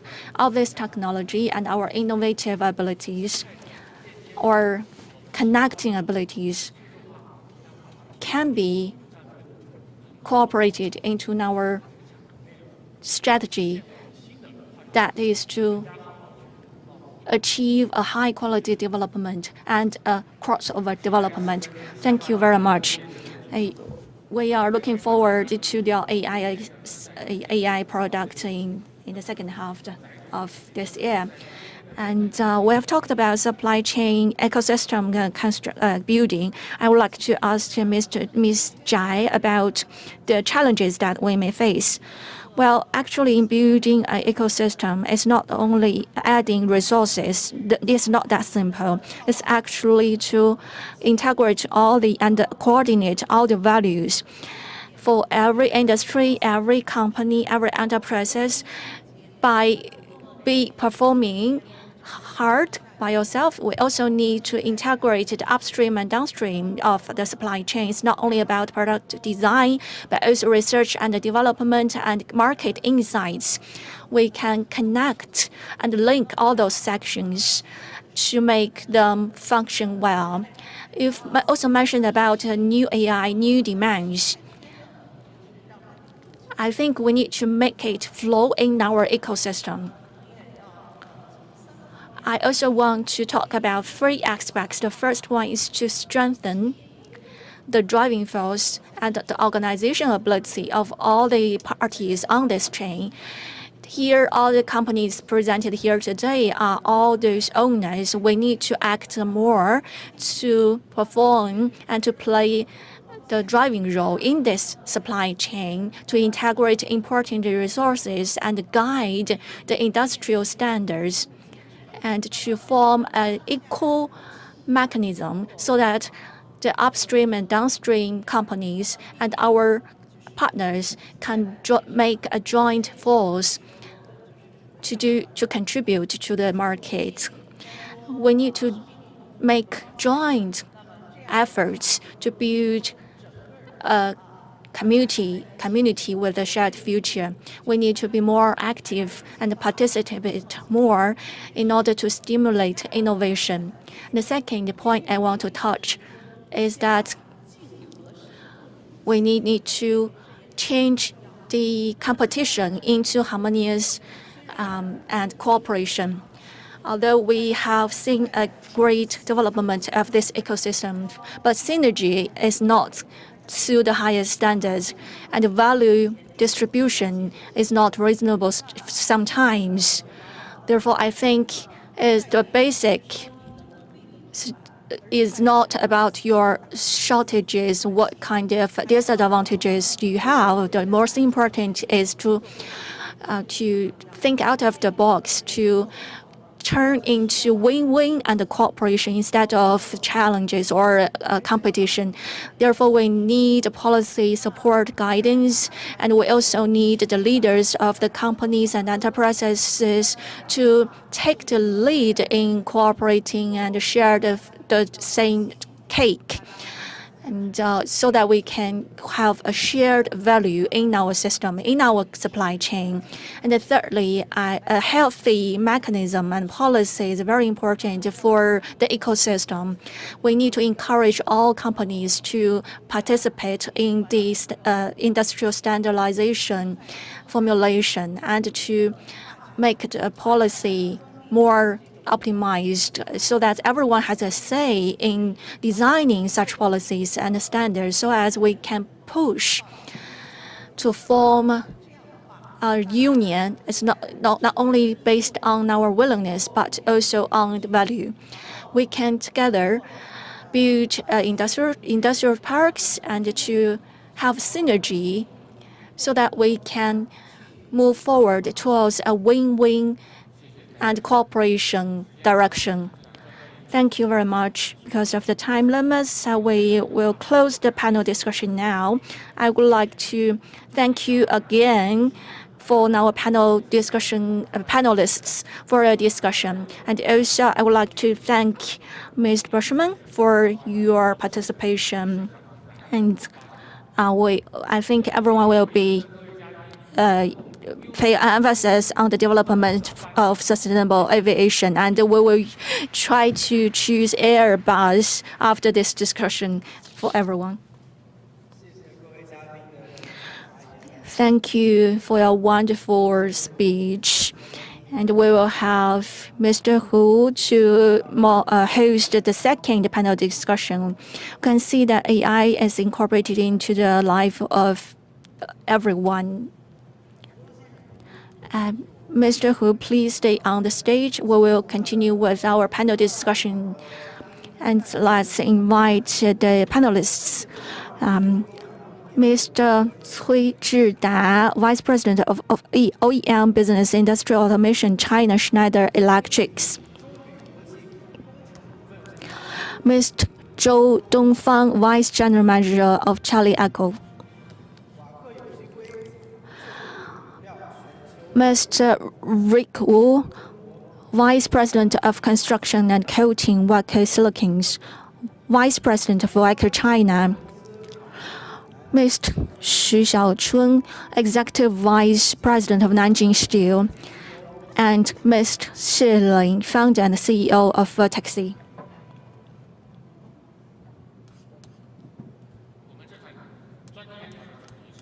The theme of the second discussion is intelligent upgrading of high-end equipment manufacturing. When it comes to intelligent upgrading, AI is the first thing come to mind. And Nadia also demonstrated AI can help optimize the life size. And also mentioned about the AI can help optimize seating arrangement for wedding banquets. AI suggests to here I get together 5 guests.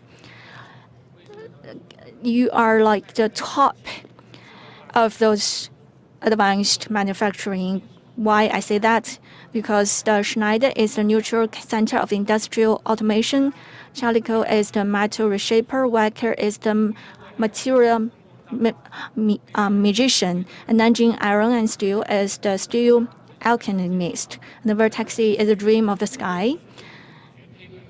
And now we are changing from learning the actual things to learning experience knowledge. And today we want to share about your experience about the advanced manufacturing. The first, I would like to raise a question to Mr. Cui, the China Center strategy. What's your take on that? Talking about China Center, I think we have the similar strategies. Today, our topic is about advanced manufacturing. Actually, going back into 20 years, and Schneider has also been in this industry for more than 20 years. In the past 20 years, we have transformed from China, made in China to created in China. For the Schneider China Center strategy, previously we follow the headquarters technology to do research and development. That's what happened in the past. But now, can we do something? Develop some new product, new software, new hardware for the Chinese market, for the Chinese people. Just to mention that China has more scenarios and application scenarios. We want to develop the software products and hardware to satisfy and to meet Chinese market's demands. And this is a very certain thing for the future development of Schneider. And 5 or 6 years ago, Schneider developed its AI platform. We follow this new technology and AI to develop software and hardware and deep explore the scenarios and applications. And this is all centered for the Chinese market. This is all special for the Chinese market, special products and special services. The Chalico has built China's first light-out factory for heat treatment processes. And we have basically achieved to use AI to drive the future factory. And Mr. Zhou, would you like to share with us your experience? Firstly, AI is a very important topic today and for the future. And secondly, we've mentioned about transformation. Chalico is an engineering service company under China Alumni. We support the technology, maintenance, and operation. And we also have mineral mountains and processing. We covered the whole supply chain. And for the enterprises we serve, we will focus on the demand of our customers. And also during the digital transformation, we also have a requirement for the improvement in efficiency and quality and to reduce the cost. And in terms of the digital transformation, and artificial intelligence has also brought the transformation in our enterprise. So we need to focus on the demand of our customers and the market. We also need to embrace such information and combine the different scenarios that we're going to apply our technologies. The first, I would like to share with you a case in processing industry that is a light-out factory. Firstly, we used our automation and digital and intelligent technologies. And then we combine our processing techniques, including the production and management. And also, this light-out factory is a heat treatment factory. Back then, we would use humans to do this work, to give commands. And now in this transportation and the management of the factory and in the cooling process, we are using the traditional ways of using human workers. But in this light-out factory, we wanted unmanned. But the problem is it is of low efficiency and it is not safe. So that we want to make it unmanned. To make it light out, we can increase its efficiency. And according to the demand of this factory, we have coordinated the logistics and use automation in the logistics process. And according to the conditions in this heating treatment factory, we have a feedback system. And we also installed an automated command system in this factory. I'm sharing this case so that we want to tell you that we need to use the artificial intelligence technology. And secondly, we need to combine and consider the demand of our customers. And using such technologies and commands to carry on the transformation of our factories. Thank you, Mr. Zhou. Next, Mr. Wu from WAC. So WAC's company has a mission of solutions for tomorrow. So what's your outlook for this advanced manufacturing? Thank you. My experience has two parts. The first is that we need to based on our history because WAC has been developed for centuries. We have four parts. That is, first, we are the largest manufacturer of silicons. And secondly, we are also a leading company of silicon products. And we are taking a large part of the silicon market. And also we are a major producer for polymer products. And also we are, those are four of our major business products. We have been operating in China for over 40 years. But as you have just said, the world is changing continuously, so we need to face new challenges. We need to face challenges of tomorrow. We need to solve the problems of our own and of our customers. So according to today's topic, we need to think about how we empower AI and use it to improve our operations. And I also heard some insights from the VPs of Siemens and other companies. We talked about the huge investment and the complex design during the manufacturing process.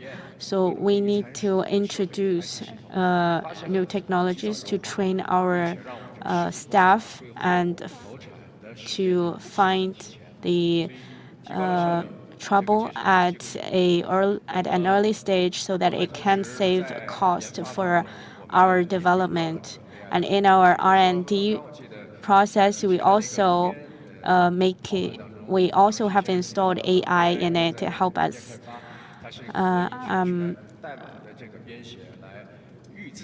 I learned that we can use AI to code and program so that AI can give its own results.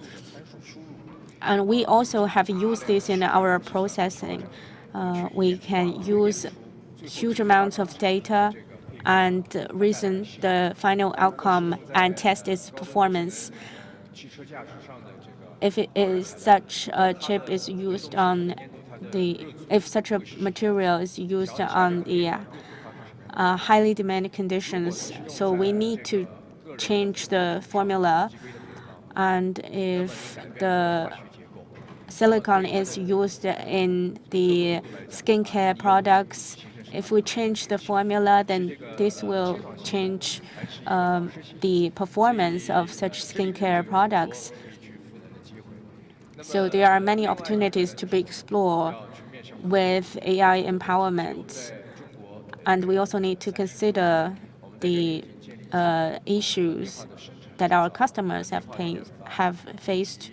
And we are focusing on the localized R&D and research and design. We are benefiting from the advanced manufacturing and AI, and also we are the player that is empowering AI. We have used AI in the chip designing, distribution, and the manufacturing of high-end equipment, and also the assembly of automobiles. So facing the issues of tomorrow, we need to change ourselves and work with our customers to make predictions for what is going to happen tomorrow and provide solutions. Thank you, Mr. Wu. And also, NISCO has put forward that we should use intelligent entities to define our products in the future. Thank you. Actually, I'm with a very traditional industry. China's iron and steel industry has over 300 to 400 years.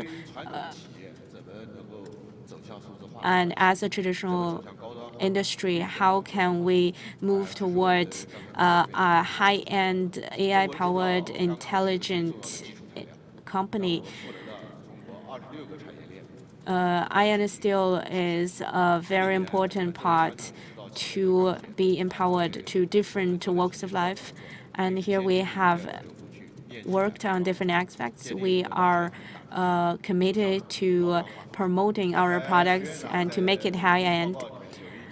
As Mr. Xu has mentioned in his PowerPoint, a beautiful ship that is the Adamoa. Every piece of it was provided by our company. We are very proud to say that. We are a manufacturer that is that is the jewel of the crown. And also, we are making 3 famous vessels.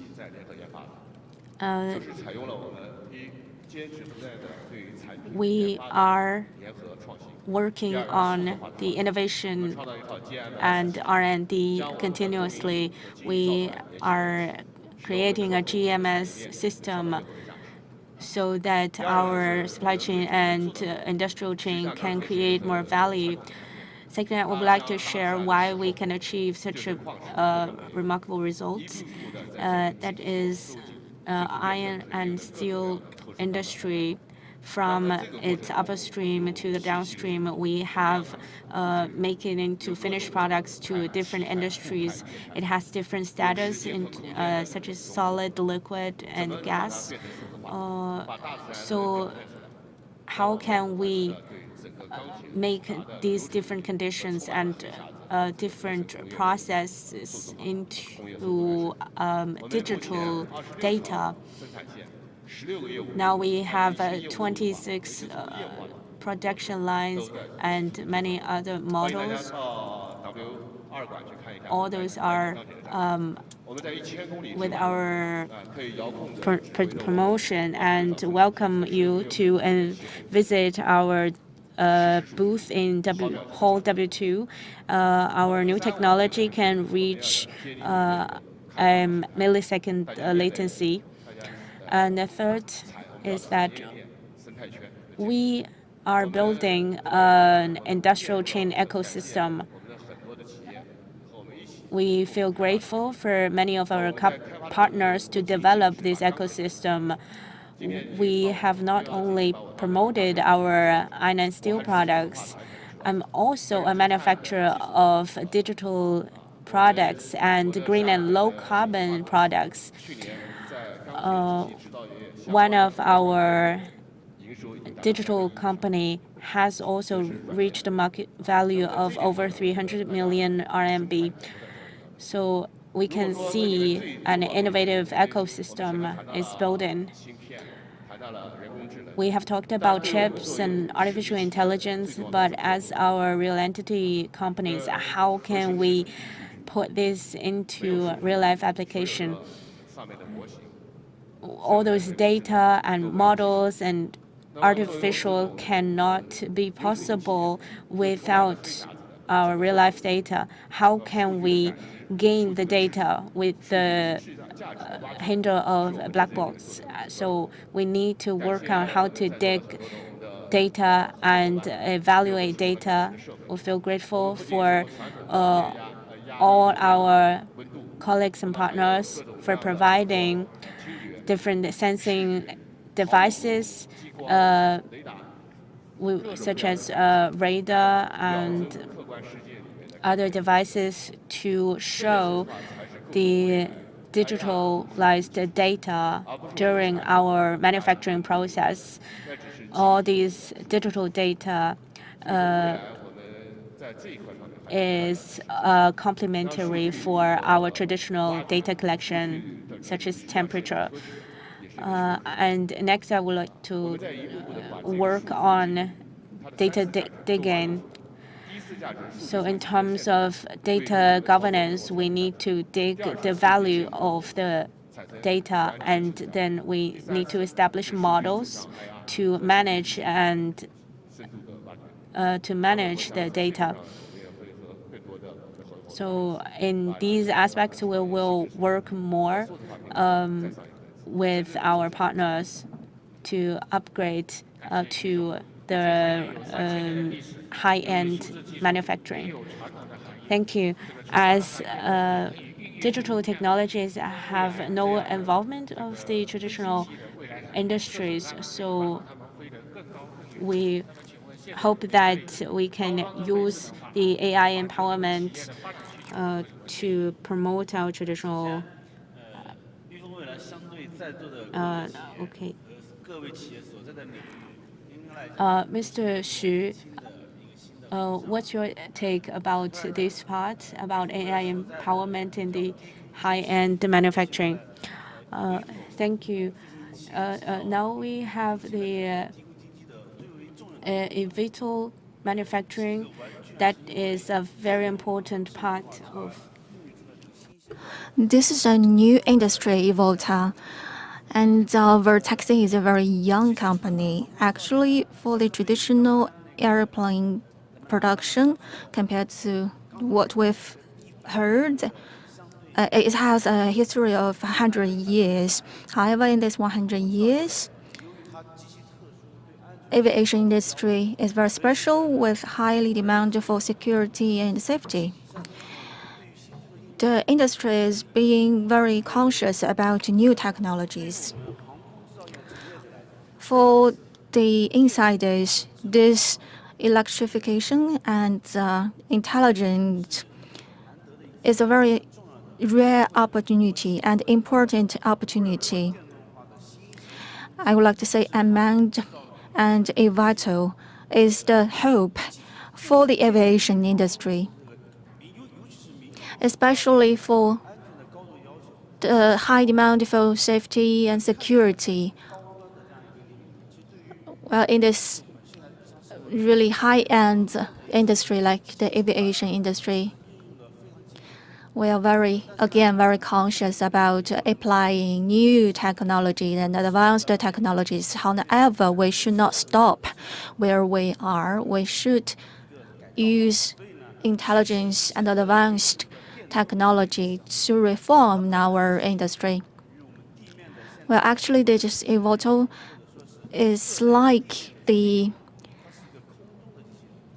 robot on land. It's just a robot that we can send to the air. We use a lot of intelligence technologies, including the mission planning, environment, sensor, and decision making. We want to make use of this low altitude, like 1,000 and 3,000 meters. We want to have a more intelligent low altitude equipment so that it can make actions and fly in the sky. This is a very important part of our work.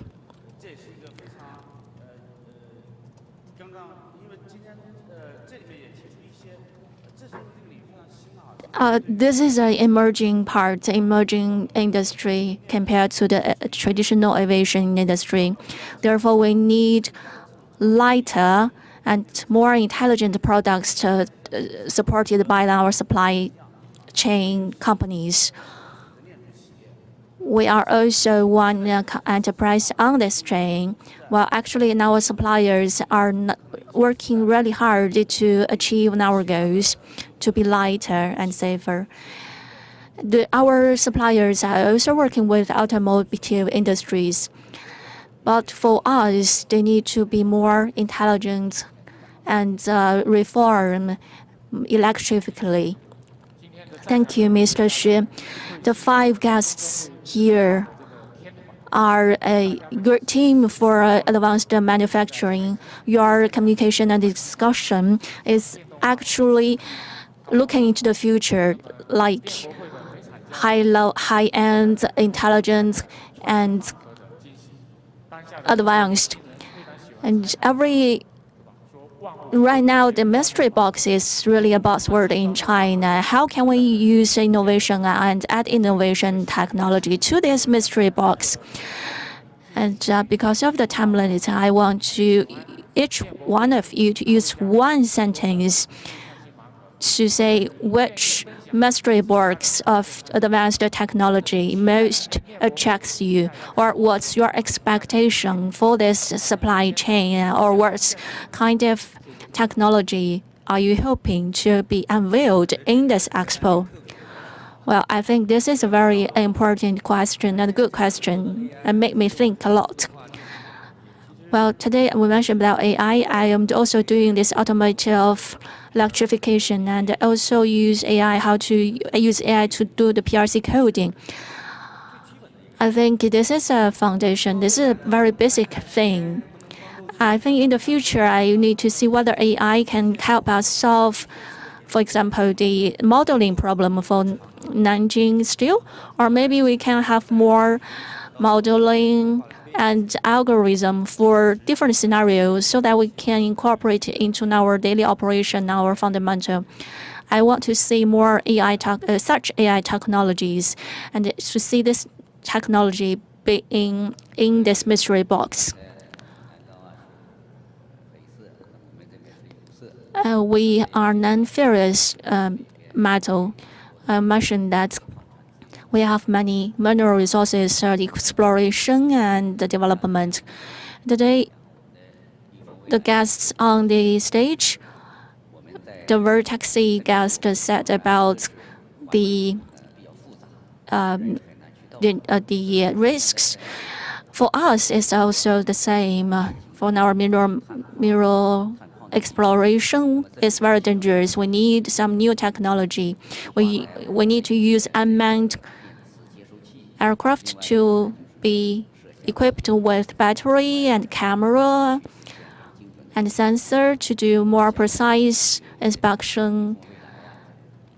I hope that we can cooperate with the Vertaxi to have better equipment with longer range and unmanned aircraft to support our exploration of the mineral exploration, processing, and I hope that in the future we can cooperate more to push the development of this area. I really like this theme of the Expo. It's connect the world with us for a shared future. This is very important. I've learned a lot from our thematic event.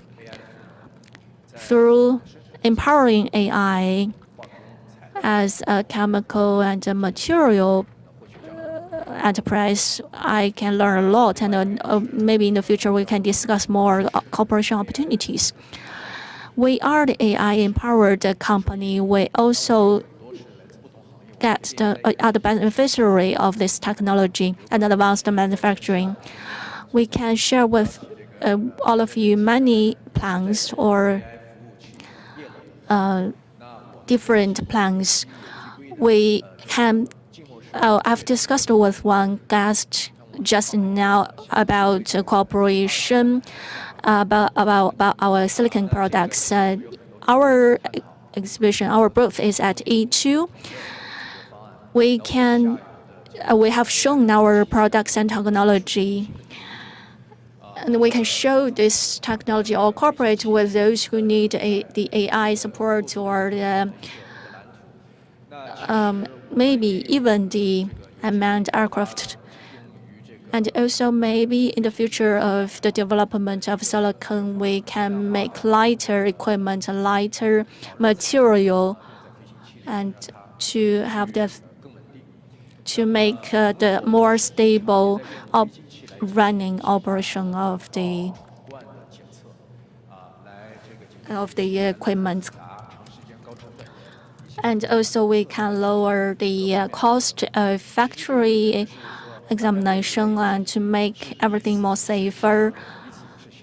We are each other's upstream and also downstream. So this is a very good opportunity. I would like to thank the Expo for providing this opportunity to seek cooperation and learning from each other. This is my third time to this Expo as a steel company. I've learned a lot from these 3 expos. I've learned a lot from different industries. Just now, Mr. Wu mentioned that the steel company, we have used AI to analyze nanomaterials. In our plans, we are building our AI. Schneider is a friend of us, including Siemens, the other companies. One of our big dreams is that as the steel company, we are not a traditional digital company. So how can we transform our traditional steel company into upgrading and digitalized company? This is a very important thing to do. This is also what I'm working really hard on. If we can do this transformation successfully, this will be a contribution to the world.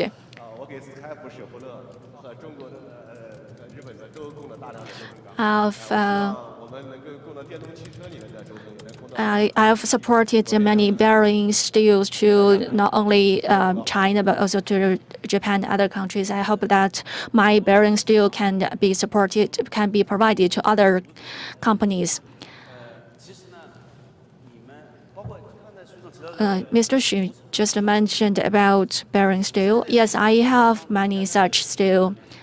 I believe many of those were supplied by the Nanjing Steel. For the traditional airplane, the traditional material is aluminum. Well, for the lighter unmanned airplane, I need lighter material. As Mr. Wu just mentioned that compared to traditional ones, we have higher demands. This can also foster us to find new, better materials. It's one generation of aircraft with one generation of material. I also want to release a new technology, some new ideas. We can apply some of the new ideas, new technologies in our new products. And thank you for your attention for this emerging industry. And also you mentioned about the mine and plant inspection and examination. Actually, we have such products and being applicable to those scenarios. We are the only oil pipeline supplier of America, of UAE, and also for the mines, we have cooperated with the China Science Academy to find a solution. We're also looking forward that as a supplier, we can supply our intelligent solutions to all of you. Congratulations. I believe that you have found what you treasure in this mystery box. Because of the time limits, I hope that you can join next year's Expo with your newly discovered technologies.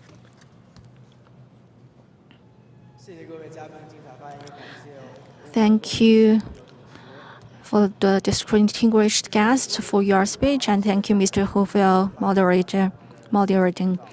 And actually, we are talking about advanced manufacturing. For this dual carbon, we are also talking about the low carbon goals. How can we seize this initiative in formulating green standard through technology innovation and enhance the green and low carbon competitiveness of the advanced industry? Let's join in for the third panel discussion. Let's invite our moderator, Mr. Li Zheng, Vice Director of Modern Manufacturing Publisher. The panelists include Ms. Li Dong, Vice President of Rockwell Automation China, Head of Intelligent Manufacturing Innovation Institute. Mr. Takio Kaizo, Managing Director. Mr. Benjamin Wang, Head of Transport, Logistics, and Industrials of Invest Hong Kong of the Government of the Hong Kong Special Administrative Region. Ms. Wu Yaqing, Chief Engineer of Hangzhou Water Treatment Technology Development Center. Mr. Wang Wei, Vice General Manager of Zhongtian Technology Group. Mr. Jonathan Wei, President of Project and Occupier Service of Cushman and Wakefield, China. I'm really glad to learn, and as Expo, it's a very important learning opportunity for us. No matter the keynote speeches or the panel discussions about the equipment and the AI, I think now the time is limited, and all the guests and experts on the stage are from different industries. The advanced manufacturing is it's a section with 30 years of history. We have been focusing on the situations in the plant and the different sections of the process. Our green sustainability is of significance to advanced manufacturing. So our third topic is about the green and low carbon technologies driving innovation. It is my pleasure to have invited 6 panelists to discuss about the similarities and the differences in different industries, from our management solutions to innovation. We want to provide the audience, online and offline, some insights and experience First of all, I would like to invite each panelist to give an introduction about your company or the institution that you came from, so that the audience can have a better understanding about you. And the second is that for the sector that you are working in, what's your take about the demand of green and low carbon technologies? And behind those demands, I believe there will also be some difficulties and issues we're facing. Thank you. Thank you for your question. Firstly, I would like to give a brief introduction about Rockwell Automation. We have been a century-old company, and we have been working on making contributions of China's development. We are focusing on the resilience, agility of our manufacturing. We are a manufacturer leading company in this supply chain. Many of our businesses is working on green and low carbon development. We have several features. First is that there are coordination between green development and low carbon and policies. For example, the laws on the lithium battery. We are making coordination in terms of decision, in terms of policy making and green development. And secondly, it's about the global economy. After we have reached a new high in terms of the GDP per capita, we have also faced some challenges in terms of import and export. There are some difficulties. The first is that it is difficult in coordination of a green development. If we look at the carbon emissions and carbon footprint, we have seen that the carbon emissions are in different sections of the supply chain. It is not just the business of one company. We need to coordinate and work together within the whole chain and share the responsibilities. And the second is about the difficulty of technologies. In some iron steel industries, there are some difficulties.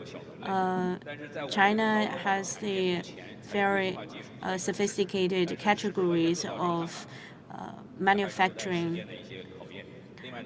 But whether these different companies from different categories can reach net zero, it is still a challenge for us. The second is that we are still facing barriers in entering the carbon economy.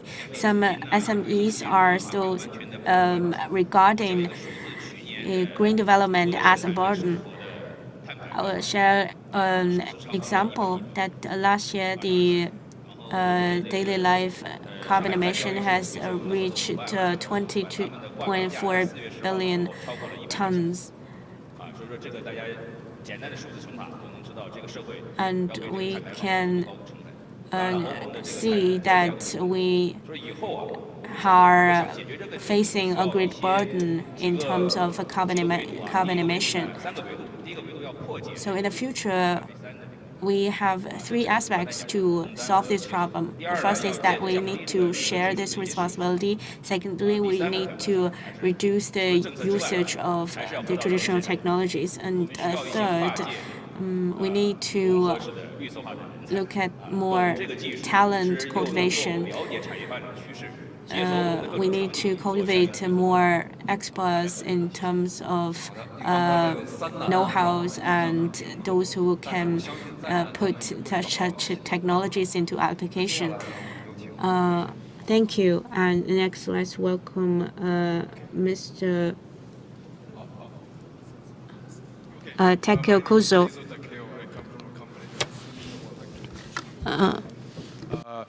大家好，我是来自住友电工的董事总经理吴伟静三。我们也是一家百年企业。那最近呢，我们现在是有一个2025中期的发展计划。我们将结合技术，将推出将促进绿色社会的发展。一个非常简单的例子就是，我们在水处理、水净化产业，我们推出了 PORFLOW 这样一个产品，它主要是用于水净化。这项新的技术 compared to others, it has a stronger strength, it has a longer life, and it provides more efficiency into the water purifying process. This product has been used already around 1,000 projects throughout China since 2008. And we believe this is just one example of how we contribute to providing a more greener society in China. Thank you. 好的。那水处理啊，我觉得也是我们现在。Okay, thank you. Water treatment is not familiar with our daily life, but water treatment is definitely a key sector of our water resource management. And also today we have a panelist from Invest Hong Kong. In terms of the supply chain, logistic part is also very important for the overall green development of the supply chain development. Next, let's welcome Mr. Wang to share his insights about green development in terms of logistics. Thank you. I'm Wang Kofan, Head of Transport and Logistics Industries at Invest Hong Kong, and this year also marks our 25th anniversary.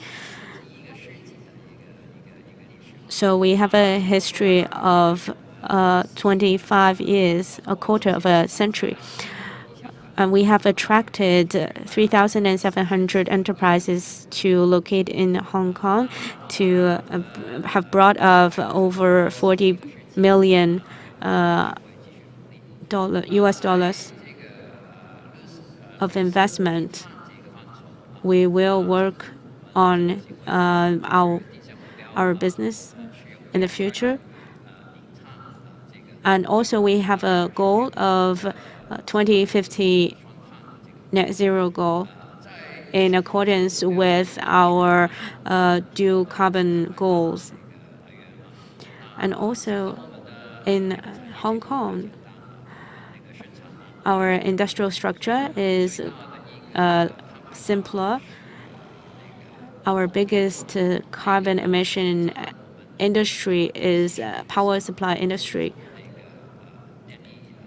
taking over 75% of the carbon emission. And the next part is the transportation industry. And this has a greater relevance to the supply chain development. In terms of water supply, in terms of power supply, we have two power supply companies. They have worked on carbon emission in terms of their power generation sections. And we use about 30% of the power generation using the nuclear power and renewable power. But we are still using coal to generate power. But by 2050, we are eliminate the coal power generation to reach to reduce carbon emission. And also we're using LNG and other renewable energy to make our power supply greener.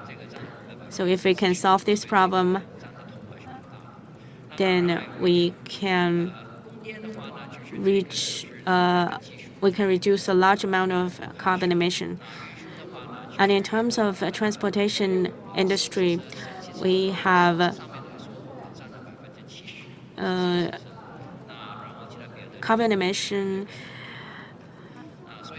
Cars are taking a large amount of the carbon emission, and then trucks. And also we are promoting the NEVs. But the changing of the cars into NEVs are still facing some challenges. We have rolled out some policies and encouraging remedies of we are providing 280,000 Hong Kong dollars for each change of the cars into NEVs. And now the newly registered cars, 70% of them are NEVs. So if you visit Hong Kong, maybe you can see that there are not so many NEVs on the road, but we are working on it. And the next part is about the installment of charging posts. In some neighborhoods, they can apply for the installment of their own charging posts. And also we are working on the carbon emission in terms of the truck transportation. Now we can see rapid development in battery. So some trucks are also considering change into batteries as their engine.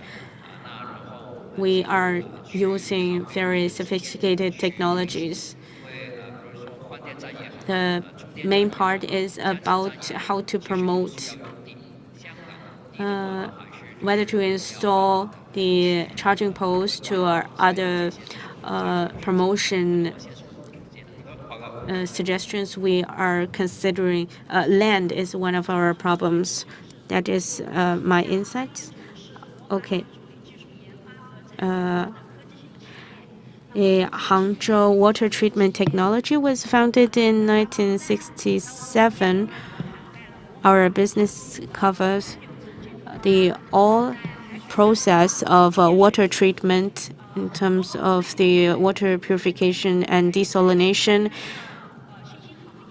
And also we have established some national projects in terms of the water treatment, and also a membrane. Green and low carbon is just very core drive for the sustainable development of our industry. Through decades of technology development, we have achieved advanced technology. However, compared to the traditional water treatment and water clarification, we are still a high energy consuming industry. And there are some typical features. One is we need to improve the energy efficiency. Right now, the energy consumption is very high. We need to further lower the efficiency, lower the consumption, and to have more low energy or high energy efficiency equipment. And secondly, we need to be more environmentally friendly. We need to eliminate more pollution and the influence to the ecosystem, and also to use less chemical materials to lessen the impact to the environment.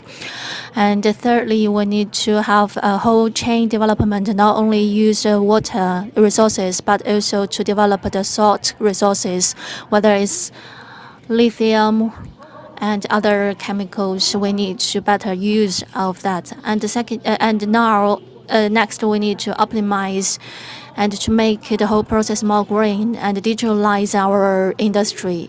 And we need to also have smart management. And lastly, we need some equipment that we rely on import. We need more industrial technology in terms of those equipment that can provide with us. Those are the typical challenges that we face and need to be solved. Thank you. Mr. Wang. Good morning. I'm from the CGTN Technology Group. I would like to thank the Expo provides such a platform for us to discuss. And I'm also really happy to share with you our visions and future of the CGTN technology. Well, actually, we started in 1992 as a high-tech enterprise in fiber optic communication and smart grids. And right now we have developed into 5 different sections or business areas, and we have imported our products into 150 countries and regions, and our revenue exceeded 100 billion last year, 2024. And about your growing manufacturing value, I want to share with you my personal ideas and our practice in the company. I want to share with you. Well, actually, we are positioning ourselves as an advanced technology equipment company. We want to bring value to our customers and clients. It's not only using those products, but also to bring green and sustainable value to our clients. The better presence of this value is to have better material, lighter material, better structured material. And for the design, CGTN is a leading player in this industry. And internally, we kept optimizing our products to make sure the function of the products, but also to lessen the waste of raw material.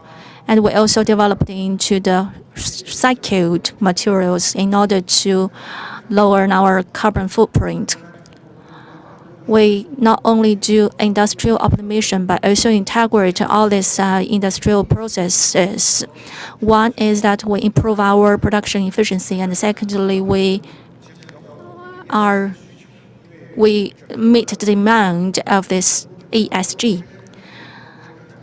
The production strength, production force can be lowered down. For CGTN technology, we have a clear mid and long-term target. In 2025, the green energy uses will reach 80%, and the comprehensive energy consumption and the carbon consumption will be lowered by 30 to 35%. In 2030, we will 100% use green energy, and the carbon consumption will be lowered down to below 25%. We have 2 clear directions now based on this strategy. We are cooperating with the research institution to do more research and development so that we can put all those research into production, massive production. And secondly, we use clean energy plus lighter material. This is a design model. We will deliver this model to the whole supply chain so that this whole supply chain can achieve a green and circular development. And thank you. I'm the president of project of Occupier Service of Cushman and Wakefield, China. I'm glad that I can share with you some of the ESG topics and introduce to you about our practice. Cushman and Wakefield is a UK company established in the 1980s in Birmingham, UK. We are renowned in this real estate services and a global company consulting firm. In 1993, Mr. Liang Jingyi entered the mainland Chinese market. From the ESG's point of view, we are a global, we have a global target, a big target into three aspects. Firstly, internally, for our employees, especially in the North America and Asia and Europe, we kept training our employees about sustainable development and ESG. From the employee structure, we have about 40% of our employees globally are female. In terms of global service, we kept supporting our clients cluster to improve our service abilities, especially in this real estate industry. We continue to support our clients in terms of building assets and sustainable development, and then we provide consulting services to those ESG. In 2030, we will reach the target of based on the UK and the US target to realize carbon zero in 2030. We mostly use green energy, green electric to support in our operation. And I'm really glad to see the industrial development and the future of the advanced technology and advanced manufacturing from a real estate company's point of view. I hope that more and more Chinese companies can achieve higher standards in terms of ESG, and I look forward to provide more consulting services in terms of ESG to more companies. And thank you very much, Mr. Wei. As a media participant, I would like to share with you some of my observations in terms of low carbon and green energy. First of all, green and low carbon is expanding in recent years. First, previously when we talk about green, it's about energy consumption. For example, we'll choose the better equipment to lower our energy consumption, low energy cost. However, recently we have a more systematic thinking, which is favored by users and suppliers.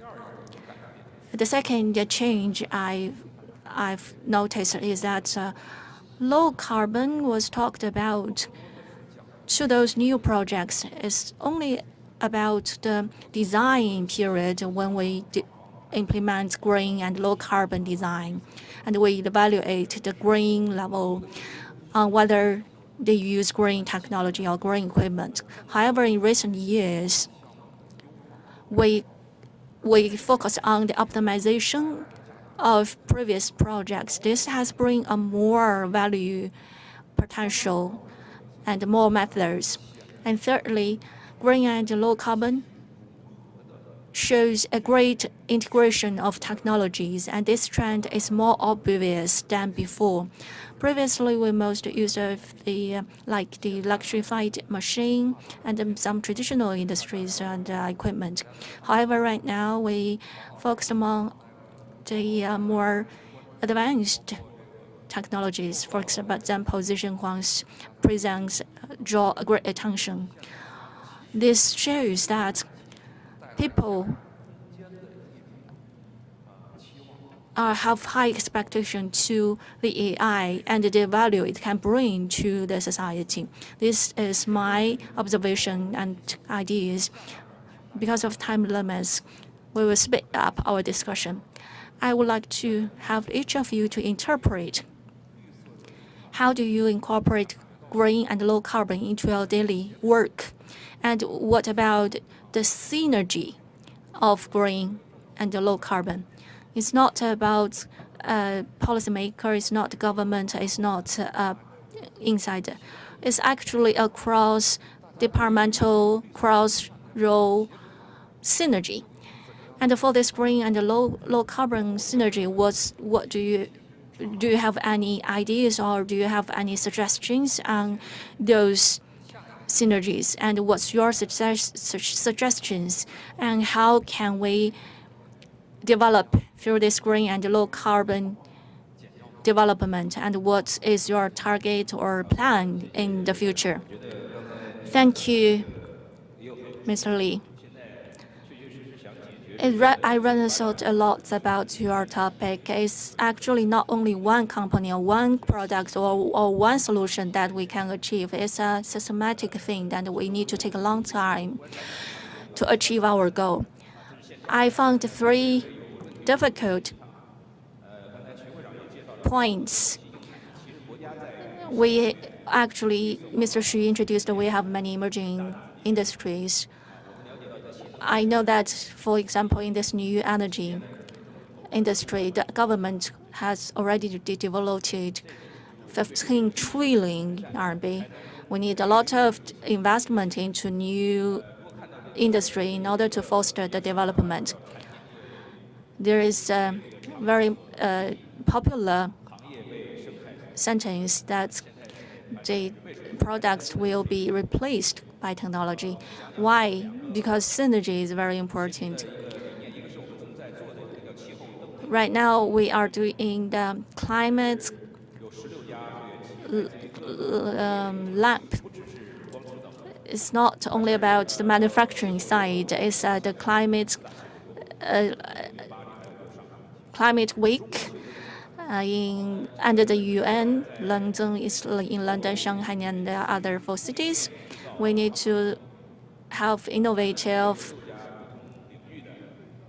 dimensions, and we have 16 different ecosystem partners, and Mr. Wei is among one of them. We also have the carbon trade exchange and buildings. Why we involve so many parties into that is because we want to have a synergy. We want to have a standardized dimension with 10 different industries joining us to see what we can achieve. And we also have 20 experts from all walks of life, from all different industries. This year we have elected 35 best examples, which will go to the world, go to Asia, and go global.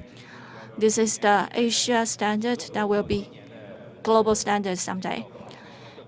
This year we also released the standard. And in the second half of this year, we will release the industrial standard. We also want to cooperate and promote this climate and green development standardization in the future. We need all of you to involve.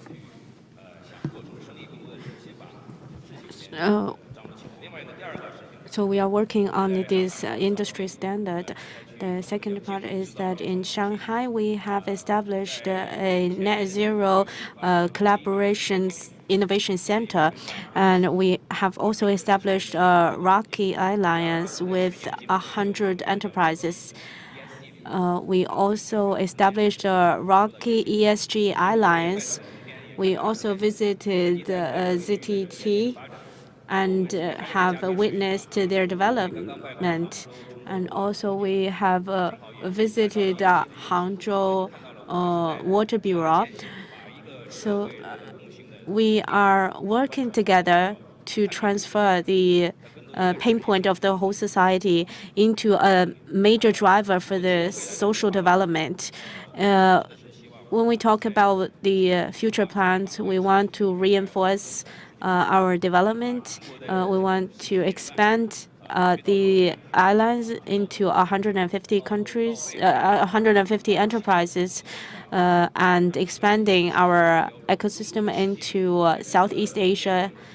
And our best practice, I hope they can become a global standard. Thank you. Low carbon is not a burden, but a driver.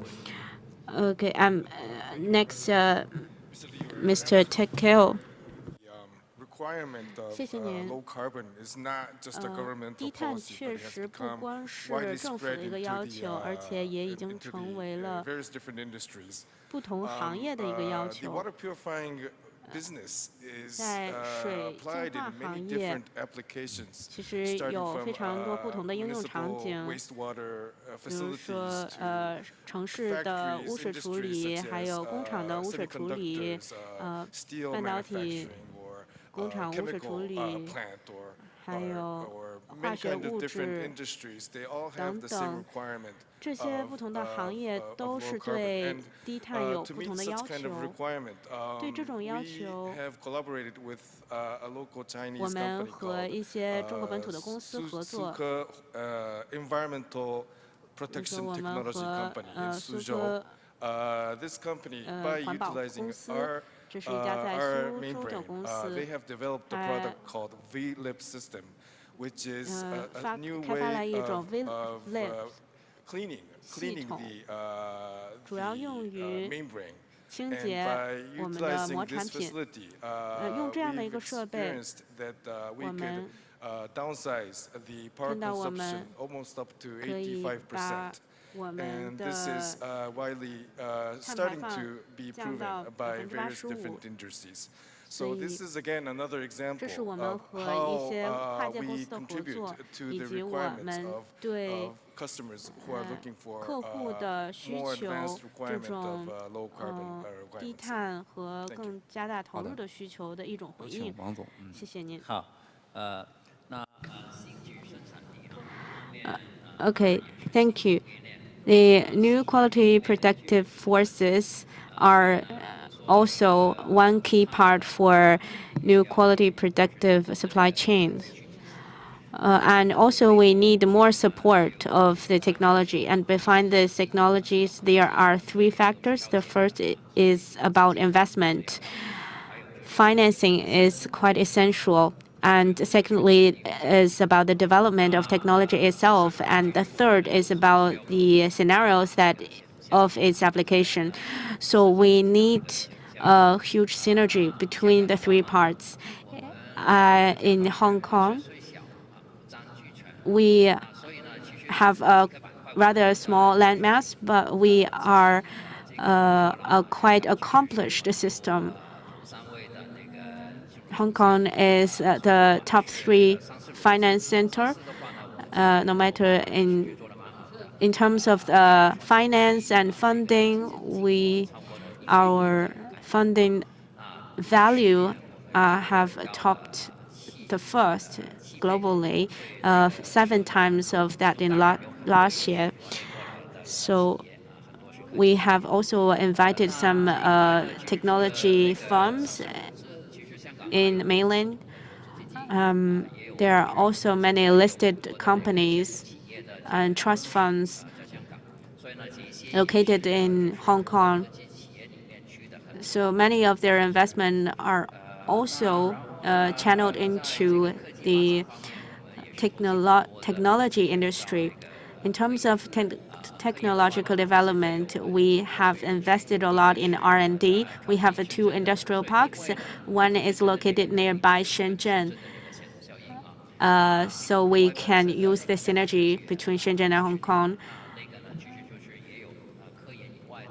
And this industrial park has decades of history. So we are also developing patent technology. So my neighbor panelists are in the water treatment industry. So I would like to talk about water treatment in Hong Kong. We have been doing this for years. Back in 1963, at that time, for every 4 days, there was only 4 hours of water supply. So we have a very strict water supply policy. Since then, the Hong Kong government has decided to establish a water treatment plant, and we have started a global bidding. And there is a Japanese company also participated in the bidding, and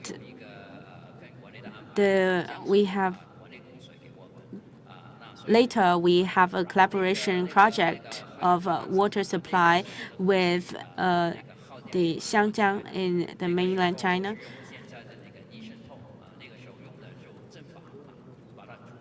And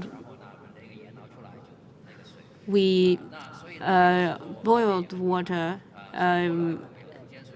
using this method to supply fresh water, but this method is highly electricity consumption. Now we have a new factory. The capacity of this factory can support 5% of the water supply across Hong Kong. We are working on the transformation in this industry. So there are different sources of water supply in Hong Kong. We have distributed the water nearby Shenzhen. What seemed impossible can be achieved now, and using the new technology, we are using the new technologies both in mainland China and in Hong Kong. And about the synergy and contribution, I think this is also a very good example for us to learn from. Thank you. Next, Ms. Wu. Thank you. And also now our water treatment technology has reached a new achievement, and we can reduce energy consumption by a large amount. Our goal in the future, we want to reduce the energy consumption in a larger scale, and we want to challenge and make breakthroughs. And next, about our insights about green and low carbon development. This is a sustainable driver for our water treatment industry, and synergy innovation is a key factor for our development. And this will help us the technology iteration, and this has strategic significance for our industrial development through institute, university, and research. We can break the silos of the different industries and promote the integration of different sectors along the supply chain. And using the innovation, we can solve not only the technical issues, but also the management issues. We have promoted more room for the management and policy making and standardization of water treatment. And our next step is to promote the carbon reduction and energy saving using the membrane method. We want to use the upgrade of a key material of membrane equipment and make it localized and quantified of the membrane equipment. And I would like to share with you that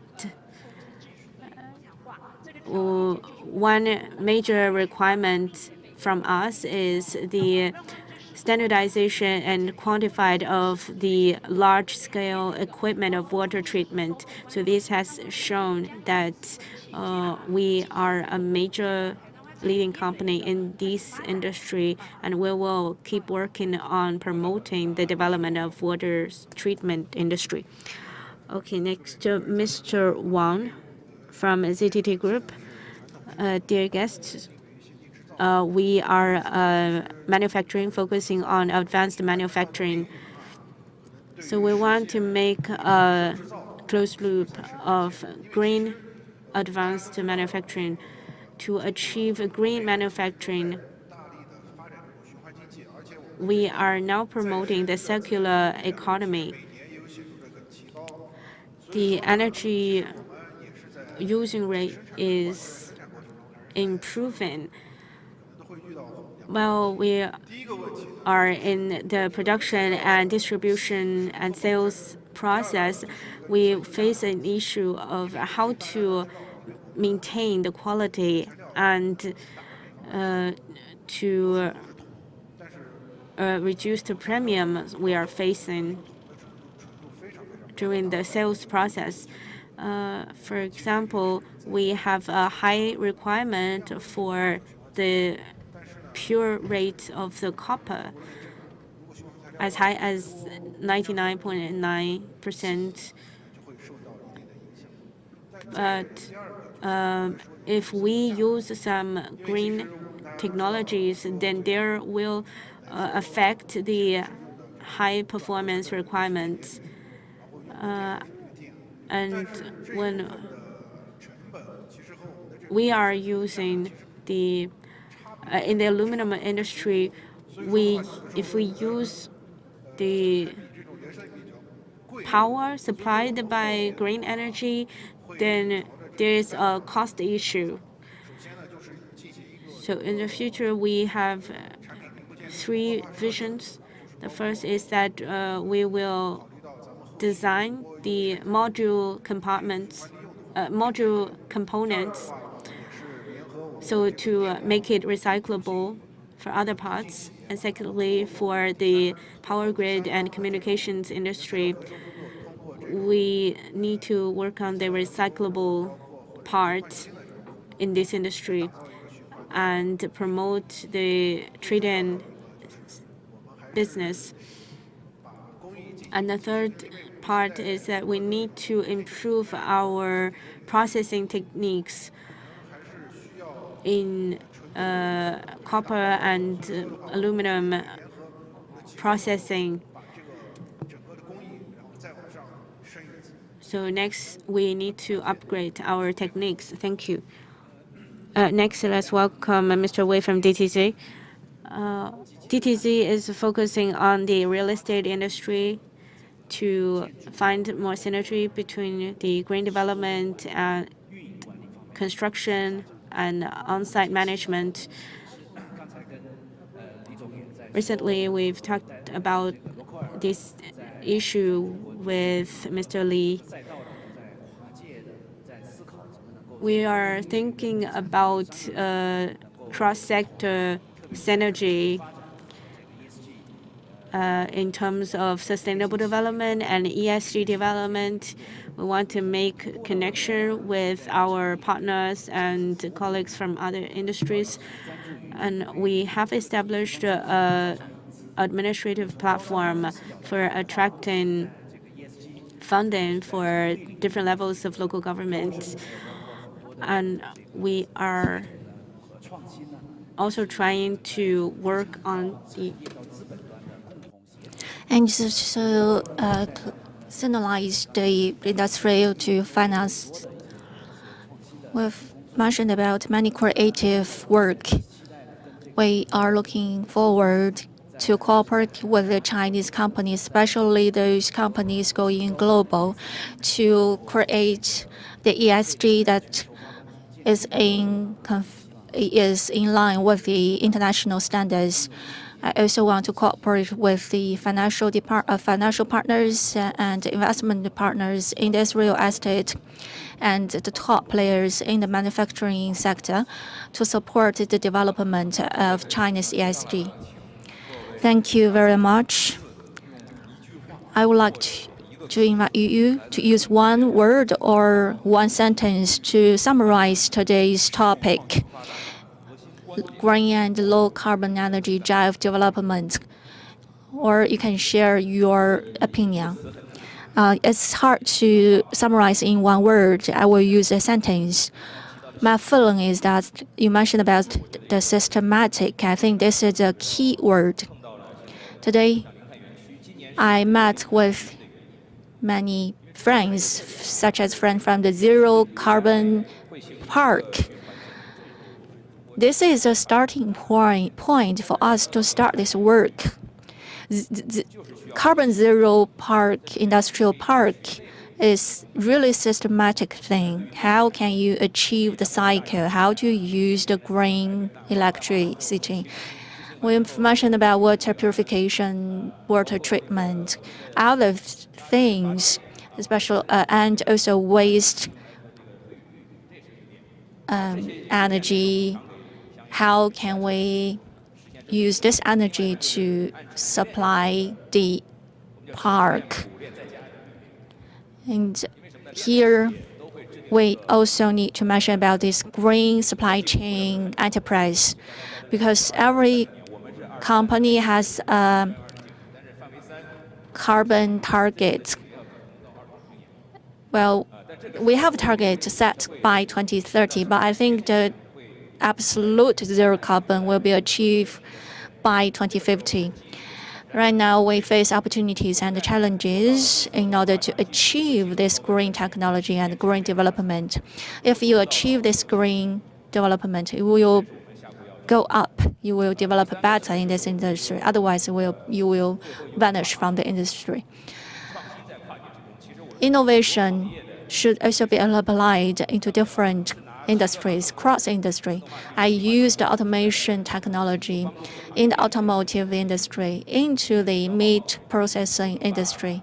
Actually, we can borrow all this technology. For example, use the AI technology in the drinks and chemical industry. We also need cross-industrial talents and mechanism to support our development. Lastly, I would like to say one sentence. Our green development is a compulsory question for us to answer. We can change our structure, and we can join hands into a greener and bluer future, and to join together for the future development. 作为一个制造商，我想要说的是，最重要的就是来实现这个低碳目标。我们呢，其实我们也是为中油电工也是为香港提供了电缆，那这个电缆呢，用了很多的石油，这个技术本身在不断的消失，因为可能我们要去满足一些环境的需求。香港政府现在已经不再用这种电缆了，也在用新的无油的电缆。这就是一个例子，也就是制造业怎么样来促进新的技术的发展，来实现我们的低碳标准，实现可持续发展，所以这个就是我的一些想法。好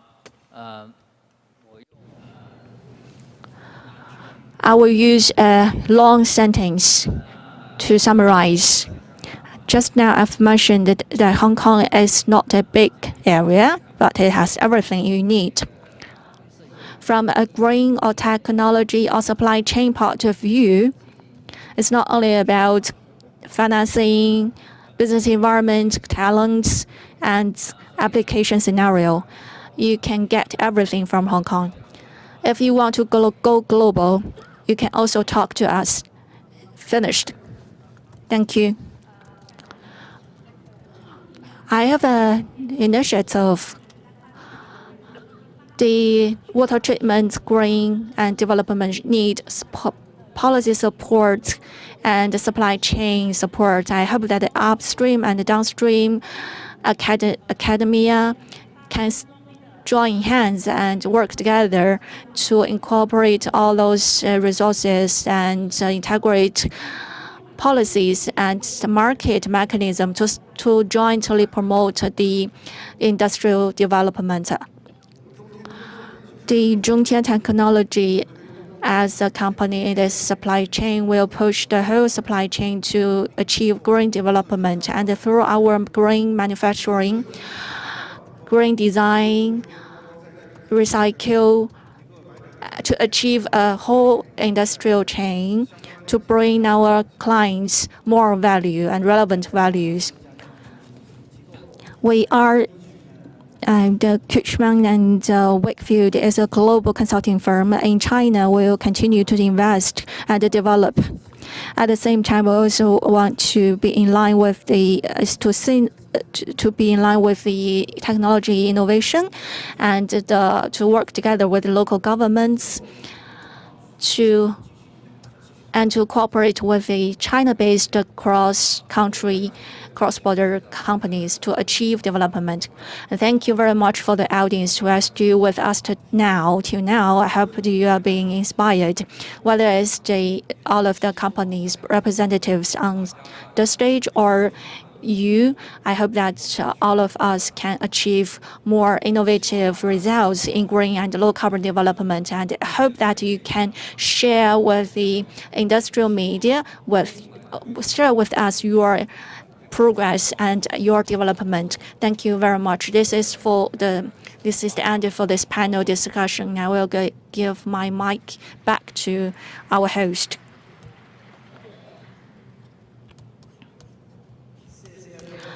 Thank you for your wonderful speech, and thank you, Mr. Li, for your sharing. We have talked a lot about AI and advanced manufacturing. Until now, ladies and gentlemen, this event is coming to an end. Thank you very much for your presence today.